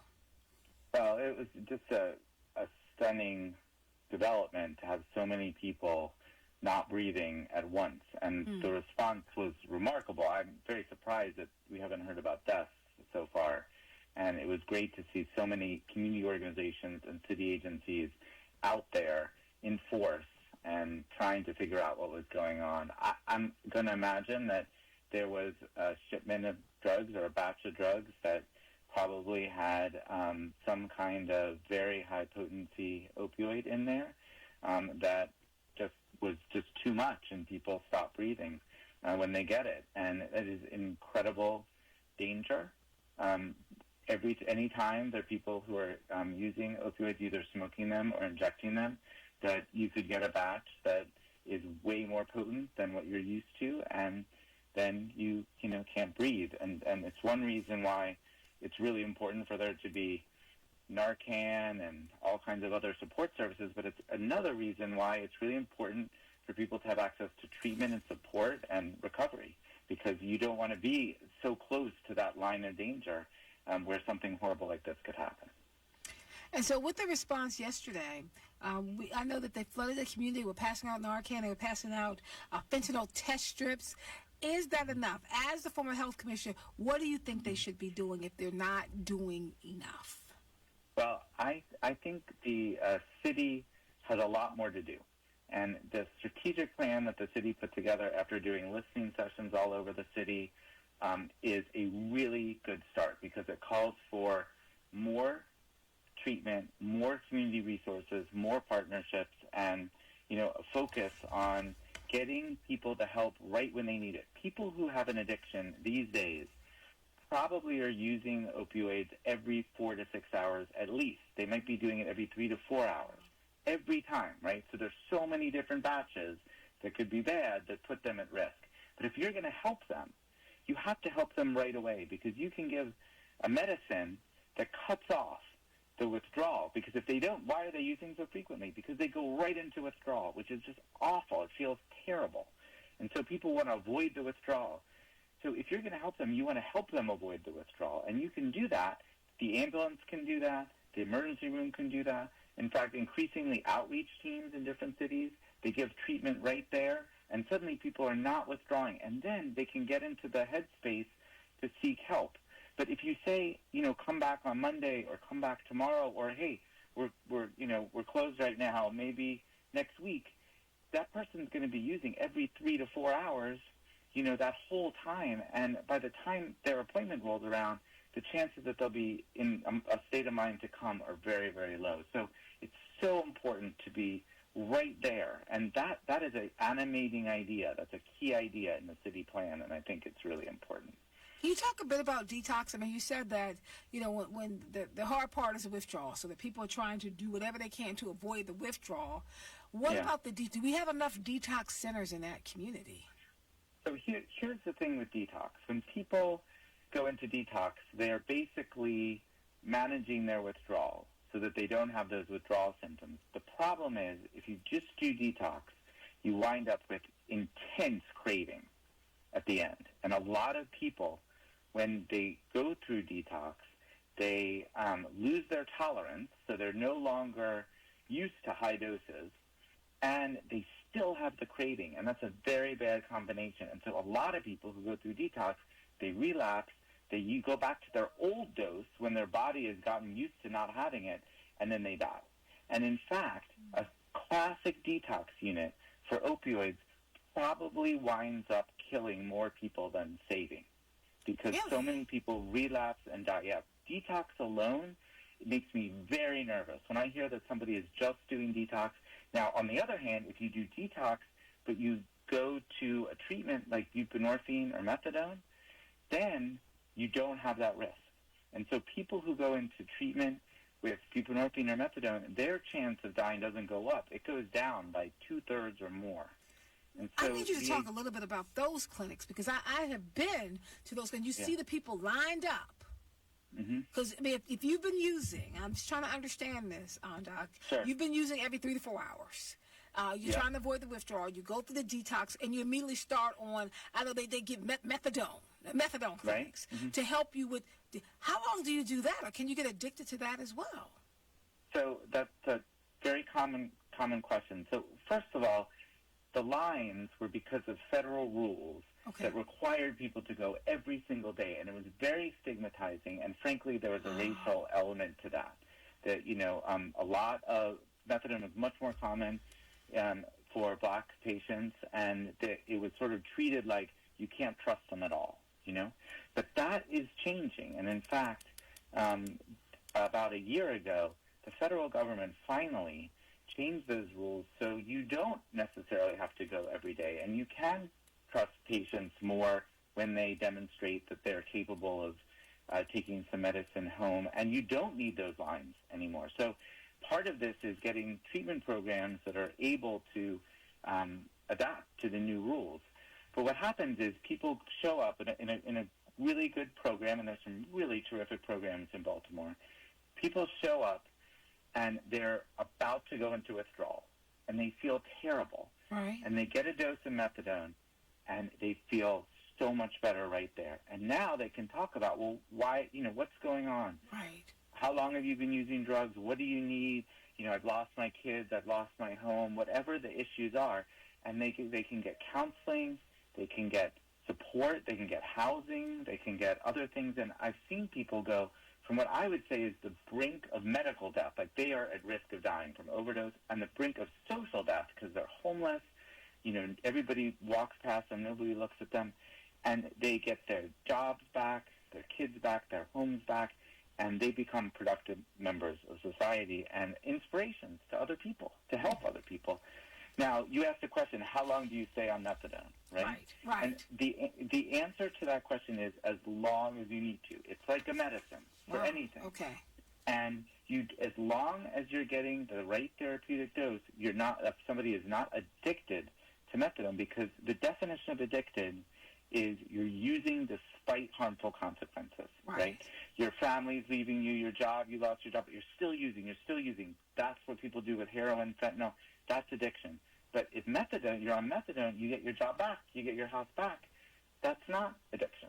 It's actually the cure for, or not the cure, but it's a treatment for addiction. And so I think it's really important for the treatment programs to evolve, to be, supportive of patients, to have services for patients, but for people to be open to treatment because it is a path that really can help them get away from the brink that so many people are on, which this outbreak of overdoses shows, move them away from the brink and into safety. So my last question to you, and folks, I'm talking to Dr. Joshua Sharfstein. He's the Vice Dean of Public Health Practice and Community Engagement. He's the former Health Commissioner for Baltimore City. So can you talk about fentanyl and the potency? Sure. So potency means how much of a substance gives you the effect.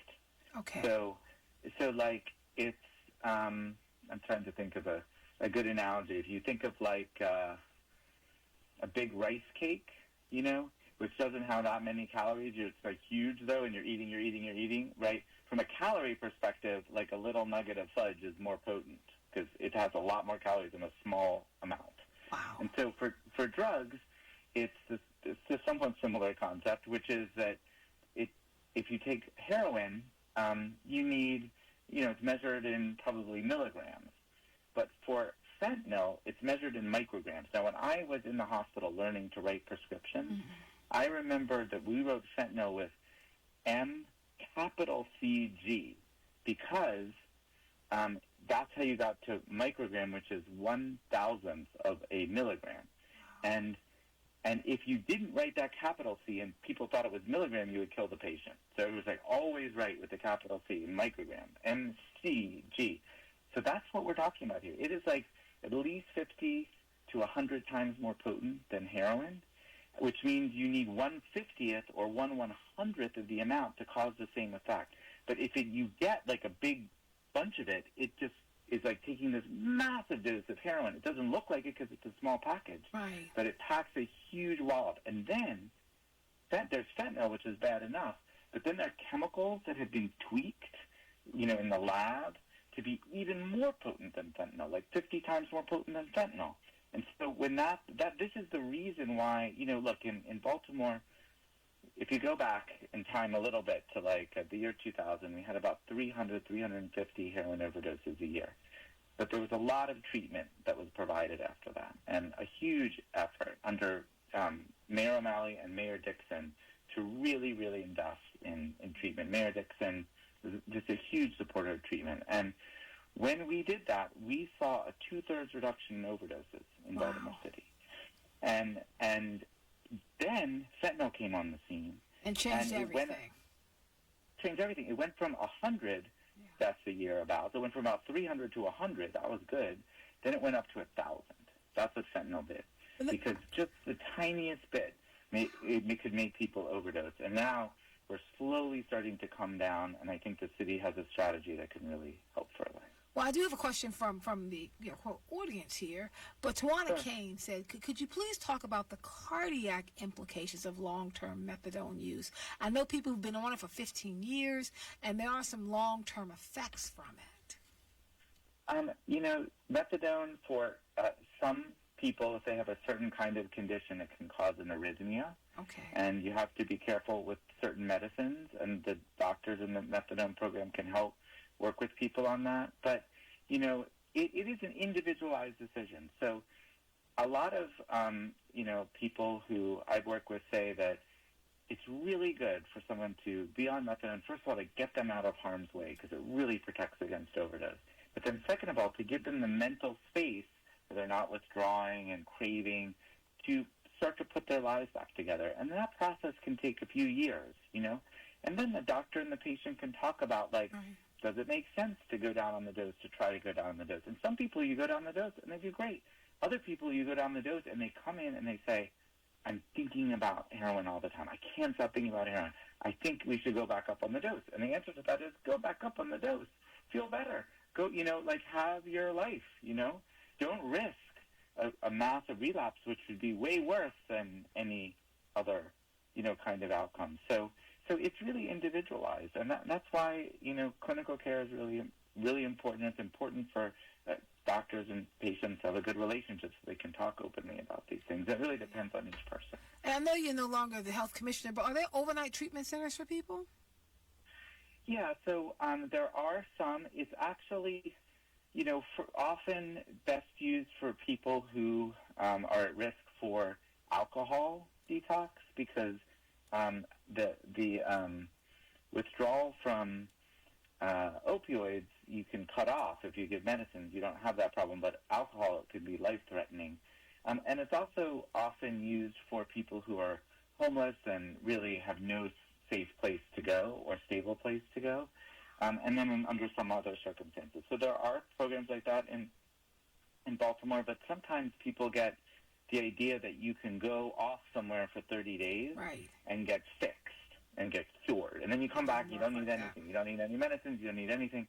And unfortunately, that is, doesn't work for most people. Most people really need to figure out a way to, have the right to be able to be healthy in the community that they want to live in. And what happens is sometimes people go back home after they leave a program like that, and then they relapse, and because they've withdrawn and lost their tolerance, they're at very high risk for death. So it was really common for me to meet families who talked about, I don't know what happened. They were doing great for 30 days, and then they came home, and on day 31 they died, and you don't want that. So if you know someone who's going to one of these programs, and there are people that will take, there's some unscrupulous programs, for example, in other parts of the country that they recruit. Like someone might show up and go, I'll send you to Florida, But what they do is they sort of take your insurance, they take the money, and then they send you back out. It's all about the transition back. It's can you support someone so that they can get into a good treatment program with support? Can they get into the right life situation that helps them?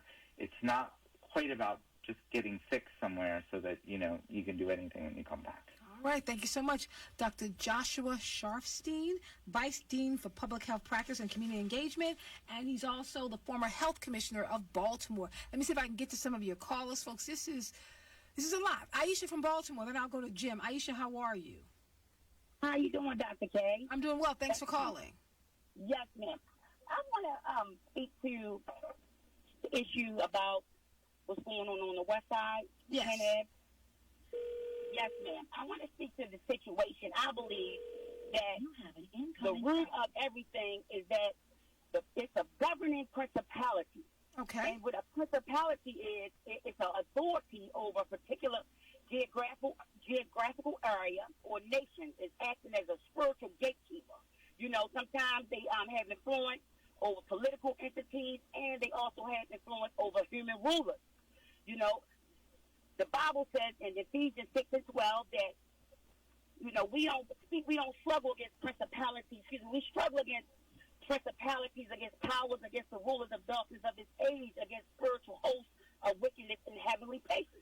I believe that it's time for the people of God. God gave us the remedy, 2 Chronicles 7 and 14, that if my people who are called by my name will humble themselves and pray and seek my face, turn from their wicked ways, then I will hear from heaven and will forgive their sin and heal the land. The land is sick. It's time for the people of God to raise up and take back the kingdom authority. Because it says, the Bible says in 1 John 3 and 8, that for this purpose the Son of God was manifested, that he might destroy the works of the devil. We have to destroy the works of the devil by praying and fasting, seeking God, turning our plate down, calling on the angels and reinforcements of heaven, Michael the Archangel, And it says that Jesus Christ, he sits far above all rule, all authority, all power, and all dominion, and every name that is invoked, not only in this present age, but also in the ones to come. So we're not fighting for victory, we're fighting from a place of victory. Amen. If one can chase 1,000, two can chase 10,000. All right, I got to stop you there, Aisha. I appreciate you. Thank you so much for laying this out. I really appreciate that. Thank you so much, Aisha. Let me go to Jim from Baltimore. Jim, how are you? I heard the doctor. I really respect him. I've been a correctional officer, and I was in charge of group therapy group counseling for many years, and I've tried to understand it myself. Everybody that uses drugs is not debilitated. I mean, you have a lot of so-called ordinary people who go to work every day, but they're addicted to drugs. I know myself, I was smoking 2-3 packs of cigarettes, so one day I started coughing up blood. So I was hospitalized for about 30 days or so, and when I got out of the hospital, the first thing I wanted was a cigarette. So when I tried to inhale a cigarette, it was like somebody tied a rope around my neck. I couldn't inhale it. Now, what I've seen it is that people don't quit until they're ready to quit. Yes. But when they're ready to quit, you can't make them go back. Yeah. I mean, I've seen them deny themselves treatment because they were afraid that if they took a painkiller, they were going to be hooked again. So it's 1,000 different reasons why people do things. When you think about alcohol even, most of us drink alcohol, but most of us are not alcoholics. And I would say, it's the same. So how do you, and the other thing I noticed that people who were once addicted to drugs become fanatical about religion or their recovery, or they're very fanatical about telling people what they went through. And There's something that you're a survivor. I mean, when you go through something like that, you are a survivor. And let me just say, Jim, thank you for sharing your story. I'm glad you're still with us here, sir, from what you went through. Let me go to Ray from Baltimore. Ray, how are you? Good afternoon. Excellent conversation. Just wanted to add two things. Your guest is excellent, by the way. Thank you. Dr. K, you're probably familiar with this, but I wanted your guest to look up two books when he has a chance. Medical Apartheid, yes, which, Dr. K, I know you're probably familiar with because you and I read. The other one is an older book, Dr. K. Check it out, Darwin's Athlete. And these give the historical correlation between healthcare, healthcare, medicine, addiction, and drugs specifically marketed to the African American community for experimentation purposes, continuation of Tuskegee experiment, which still goes on. So Medical Apartheid and Darwin's Athlete, both fascinating and frightening historical documentaries on how we have been and still are the white, in this case, black lab rats for the medical industry. Thank you so much, folks. When we're talking about trying to share information, we're saying if you really want to understand all of this, go get Medical Apartheid. I mean, that book there by Harriet Washington will really take you into a deep discussion around the medical experimentation on black people from colonial times to the present, experimenting on our bodies in real time. Today with Dr. K, I'm Dr. K. Wise White. When we come back, Dr. Letitia DeRosa is going to join us for a moment to talk about what Baltimore City is trying to do with this crisis that took place yesterday.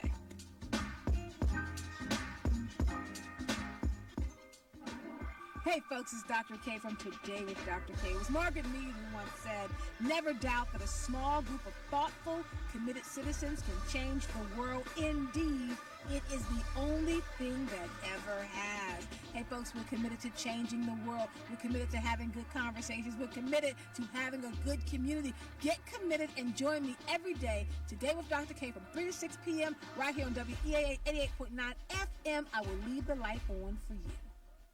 Support for WEAA is provided by Universal Circus returns to Baltimore August 14th. Seating options are available as tickets are on sale now.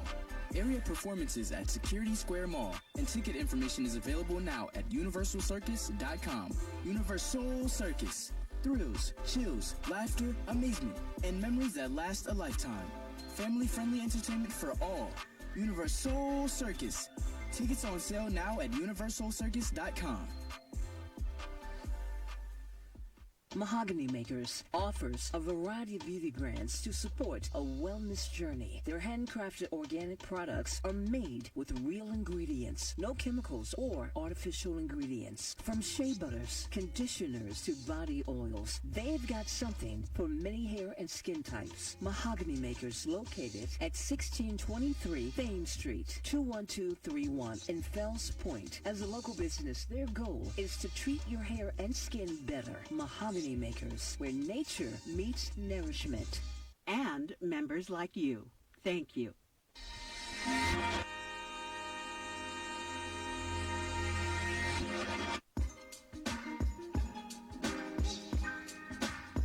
Welcome back to Today with Dr. K. I'm Dr. K. Whitehead. Folks, we're going to come back to the calls in just a second, and I'm going to give you the names of the book. One book is Medical Apartheid by Harriet Washington. It talks about the ways in which our bodies have been experimented on from the colonial times till today. Black people and our bodies being used as lab rats in real time. I'm joined now by Dr. Letitia DeRaza. We've had her on before, back when she was the health commissioner. She's now the Deputy Mayor of Health and Human Services. In fact, she just came back as the Deputy Mayor of Health and Human Services. How are you, Dr. DeRaza? Welcome back to the show. Thanks so much, Dr. K. I'm doing well. So can you talk us through the immediate response of Baltimore City to what happened yesterday, and then what is the plan going forward? Yeah, absolutely. Well, we received some early calls that there were many people who had overdosed in the Penn and North area. Our rapid responders were excellent in getting there so quickly, and during that time, they were actually able to transport about 27 total patients from the scene. And as of now, we've heard of no fatalities. We went to about 8 hospitals in and around the city, and we're just grateful. We're grateful for the immediate response of our first responders. We've had many community partners also come out and immediately mobilize. I just want to point out the health department has been doing this work for a long time, and this was an evidence of that. We saw people come together really quickly. We were able to mobilize so quickly because the health department's already established those relationships in coordination with the new Office of Overdose Response. Now, with that, what we're just trying to figure out with the responses going out, I know it was Narcan, it was fentanyl test strips. What did you see while you were out there? How are people doing? How is the community recovering at this point? Yeah, I would say, unfortunately, this is more common than it should be. And so the community was certainly very welcoming. We're still out. So the mayor went out canvassing this morning. We had many partners, even from other jurisdictions, come and support and provide canvassing. They're still out doing STD testing in partnership with Baltimore County. Our health department is also going to be doing STD testing throughout the evening, and they'll be out there this weekend. So similar to when we've had mass tragic events, the Mayor's Office of Neighborhood Safety and Engagement is going to continue supporting through the coordinated neighborhood stabilization response. But we've still got people on the ground, like you mentioned, handing out Narcan, handing out test strips, canvassing the area, going into vacant houses, looking to make sure that there's no one there. So I'm glad you said that, because we had Doc Cheatham on earlier, and Doc Cheatham expressed a concern. He said, look, they're out there, but they're not going into vacant houses. So you actually are going into vacant houses. The teams are going into vacant houses looking to see if there are individuals there. We've also had our homeless services go out to all of the known encampment sites across the city, checking again to see if anyone's been impacted by this. Have you, at this point, did you find more people, or is the number still at 27?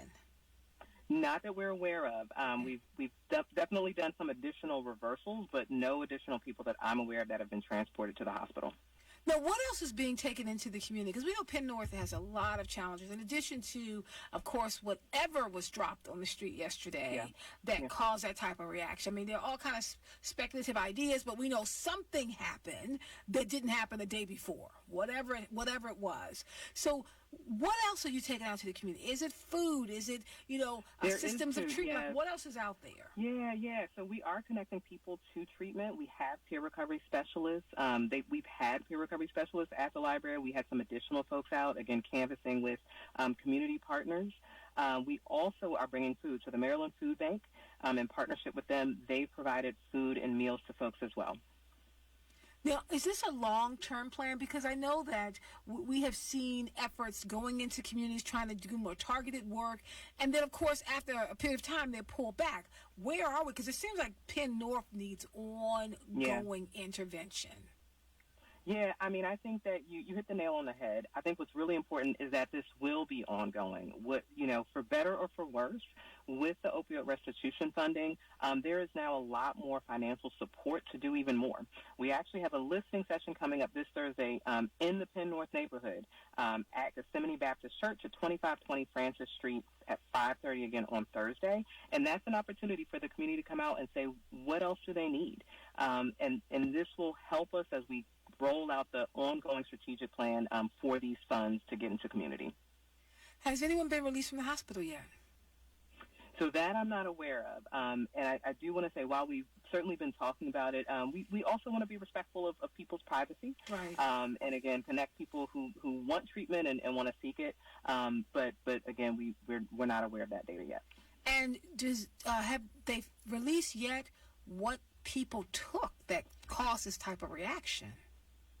Yeah, so again, we'll work with our federal partners on testing the substance to identify, what might have happened. And let me also ask you, Dr. DeRosa, thank you so much. I know we don't have much time with this. I have a couple more questions. Eric Williams wants to know, have the strips come back positive for fentanyl or anything else? These are the fentanyl testing strips. Yeah, so we've certainly seen them positive for fentanyl, but again, we want to work with our federal partners who can do specialized substrate testing to understand exactly what was in this so that we know what folks took. Okay, good. And then what are the metrics that you use to determine if any programs in the community are working? So how would you know, or what's the plan, at least from a Health and Human Services perspective, to know, okay, we've been able to help this community effectively? Yeah, I think that's a great question. And I think certainly as we're rolling out the broader kind of strategic plan, as a part of that, there was also a needs assessment done. So there is a needs assessment that the city will be responsible for every 2 years as a part of this opioid restitution funding. And we're looking at many metrics. So, we've traditionally, the health department has looked at things like how many Narcan reversals are happening, how many naloxone kits are going out, how many fentanyl test strips are we distributing. But with this broader plan, we'll also be looking at an overarching goal of reducing overdose deaths across the city by 40%. And so I think that there will be metrics that we'll track along the way, including things like the social drivers of health. Are we able to connect people to housing? Are we able to connect people to recovery and treatment services? All right, Dr. Letitia DeRosa, the Deputy Mayor of Health and Human Services. Thank you so much. I know that you're on your listening tour in the Penn North community, and if I'm not mistaken, you're going to be on next Thursday at 5:30 p.m. at Gethsemane Baptist Church? That's right. All right, folks can come out. You can have a conversation with Dr. DeRosa. She's back as the Deputy Mayor of Health and Human Services. Thank you for your time. Thank you. All right, let's go back to our calls. We got Don from Baltimore. Don, how are you? Good, I'm fine, Dr. K. On a number of occasions, you've asked, what are the solutions? How do we do something? How do we change it? And I have and this is what I've come up with. There's a phrase that is 2,000 years old, or even more, 3,200 years old. Look to the hills from whence we come. That's saying to me, look to Africa, and we will find who we are. And when we find out who we are the people of the diaspora. And if you follow the history of the people of the diaspora, you will see that they have gone through a tumultuous number of serious events, starting with the Exodus out of Egypt. And we are now still a part of that same people who are doing the same thing that the children of Israel did as they came out of Egypt and became the slaves that were put on the boat. If we turn back to look to what that means, look to the hill from which we've come, that means we have to change our way. And it ain't going to be no short time happening. It's going to take some while, long term, with the erudite individuals setting up a way in which in 25 years or 50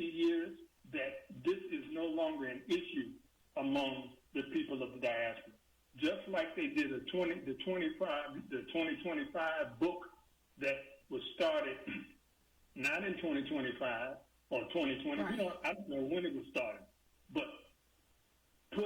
start to put together a place of how we're going to address this, not just the drug issue, but a plethora of the issues that face us as a people, that we have to put together a book to tell us how to pass down that knowledge down from generation to generation. And it just so happened the book is already there. We choose not to.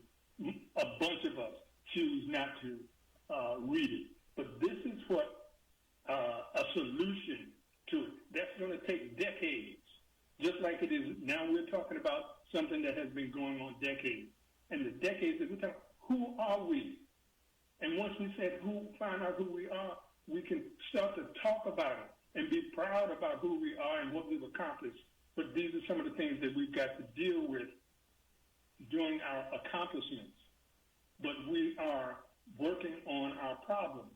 And then we can have some solution to this. We solve this problem, something else is going to come up. But we also have a problem-solving solution narrative that we can look back and use that narrative, that directions about how to solve our problems. All right. Thank you so much, Don. I appreciate you. Let me go to Linda from Baltimore before I go to Mark. Hi there. Good evening, Dr. K. Good evening. And I just want to say God bless to all of your callers and all of the people that have come on. And I'm not going to take long because I know there's people that you want to get to. But I just want to say amen to the lady, to the people who, talked about the power of God and what we need to do, those who know the power of God. I want everybody to know that you was born with a purpose and God has a plan. And God, the devil is trying to destroy you before you can come into the revelation knowledge of who God has ordained you to be. Yes. Because there's a treasure on the inside of every life. The creativity that God has given everybody will blow your mind. When you seek him and find him, baby, he'll show you things about yourself that you would never even imagine. But wake up, rise up, look up and hook up, because Jesus is waiting with open arms to save, heal, and deliver. May God bless everyone. Thank you so much, Linda. I appreciate you. Okay. Let's go to Mark from Baltimore. Mark, how are you? Hello, Dr. K. How are you today? I'm doing well, thank you. Okay, now you're not going to agree with me at all, okay. But I'm going to be giving you a different perspective. To me, this is one of the reasons there is a Trump. Now, it's easy to look at what you said about addiction as being a disease. I would say it's a self-inflicted disease, generally. And I'm not having that much sympathy for it. Because, you see, one thing I did not hear in the entire show today is what is the average daily life of a junkie like. Now, we heard from the woman who was selling her body. I have no problem with that. But here is what I see. I see, in general, they have to come up with this money somehow. So they're either dealing, which is pulling in brand new addicts, or they are stealing, and they are making other people's lives miserable. I have no tolerance for this. And I also don't particularly, you see, hearing what happened with, these people at Penn North yesterday, honestly, I don't have much sympathy for them. I really don't. Okay, hold on. Okay, so you're saying the people that OD'd yesterday, you don't have any sympathy for the 27 people that OD'd and were taken to the hospital? No, not really, because you see, I feel like it was self-inflicted, and now I understand. Look, there are people that I have admired who OD'd and died, but my point is, this is a choice that they made themselves. Choose your poison. If you decide to do yourself in, frankly, I'm at this point where I'm willing to let you. Go ahead and do it. Okay. So now, how does this connect? Just so I can, before I go to Kim, you said this is why we have a Trump. So you're connecting the OD that happened, the massive overdose crisis that happened in one of the most challenged parts of our city. And we know that, getting addicted to drugs doesn't just start with, let me go get addicted to drugs. What are they escaping from? All of that. You're saying this is why Trump was elected. I'm saying that I think it's a factor because it's highly inspiring the crime. And a lot of people, you may not ever have had a connection with it personally, but a lot of people have been held up for this. They've had their stuff stolen. They had their car stolen, their property damaged or stolen just for money to buy drugs. And I just don't have any tolerance for that. Yeah, and I understand that these people have addictions, but I'm feeling like it was a self-inflicted wound. Okay. It's sad. It is sad. Thank you so much, Mark. I appreciate you. I just want to be clear, folks. Not everyone has sympathy for people for what happened yesterday. I like to put it the way Lipscomb Lorraine. He doesn't know black people's struggles. And you don't know the struggle of people who are economically challenged, black, white, or otherwise. You don't know the struggles of people who grew up in homes where addiction is a part of the community. You don't know the path that people walk. And I think it's just a little self-indulgent to say, hey, well, you know what? You did it to yourself. It's on you. Where is the humanity in our society? I know I said that earlier this week. Where is the humanity? Now, France Jamaica, before I go to Kim, says, look, I hate to admit it. I can understand people not having sympathy. This isn't a new issue. Too many stories, experiences, and adverse outcomes for people to be using drugs at this stage in life. Even with all of that, this is the thing, even with all that we know, these folks here, they're saying at some point, is it just that they hate themselves? What does it mean? I don't understand it, and I'm not going to simply discard them because I'm sure that there are two things I'm almost certain of, right? Two things. Everybody knows somebody who's addicted to drugs. Either somebody in your family, somebody in your church, somebody in your community. We all know somebody who's addicted to drugs, and we all know somebody who's either been incarcerated or is currently incarcerated. These are factors that are just part of this American experiment that we got to get to the bottom of. Let's go to Kim from Baltimore. Kim, how are you? Hi, Dr. K. I'm doing okay. I agree with what you just said, and that's what I was kind of going to say. But I've lived through this from 1981 until my husband passed away. He died of an overdose just like, it was maybe 5 years ago. Also, he died from drug overdose, from whatever they put in the drugs or something like that. But however, it's not just one problem. And he did go to rehab over and over and over and over again. It stems from a lot of issues, and the root cause is not just poverty. It's sometimes it's a lack of hope. It's a lack of trauma from maybe in their childhood. It can be many different issues. But the problem that I see, that I've experienced, because I know y'all know the movie Scarface. That was my life. That was my life. I'm so sorry. Yes, that was my life for years and years and years. The abuse, the everything, all of it. But my point of it is that we do need systems in place. And just like I think one of your callers said, is this going to be an ongoing thing? First they started, then they take things away. Then the money that isn't there, so then the city has to take it away. Or something is going to happen and they're not going to come out anymore, or they're not going to help. And that's where the problem lies. They have to find the root cause of the problem, or else it's going to continue. Right. And I just believe that, it has to be, like you just said, humanity. We have to love each other. Right. We have to see our brothers and sisters and pull them up. And we know, like when somebody is on drugs, sometimes you can't trust them. You can't bring them back in your house because, like the man just said, they will steal from you. Right. They will. Yeah. And you don't know how to trust them. women who are abused by their mates or husbands or whomever it is, they don't want them there because then it becomes domestic violence. That was me. And the thing about it is that it hurts. It hurts. And then when you see somebody overdose on this, that hurts too. And that's the things that we need to start loving each other. We need to start coming to each other and loving them enough so they can feel not hopeless. People lose their jobs, and they go out, and they might have a college degree, but cannot get a job because of the color of their skin. You are absolutely preaching. Then they cannot see. I'm talking, and not just men and not just women, but it's a lot of black men. Right, it's a lot of black men try to go out there and get a job, and because of the color of their skin, they cannot get a job.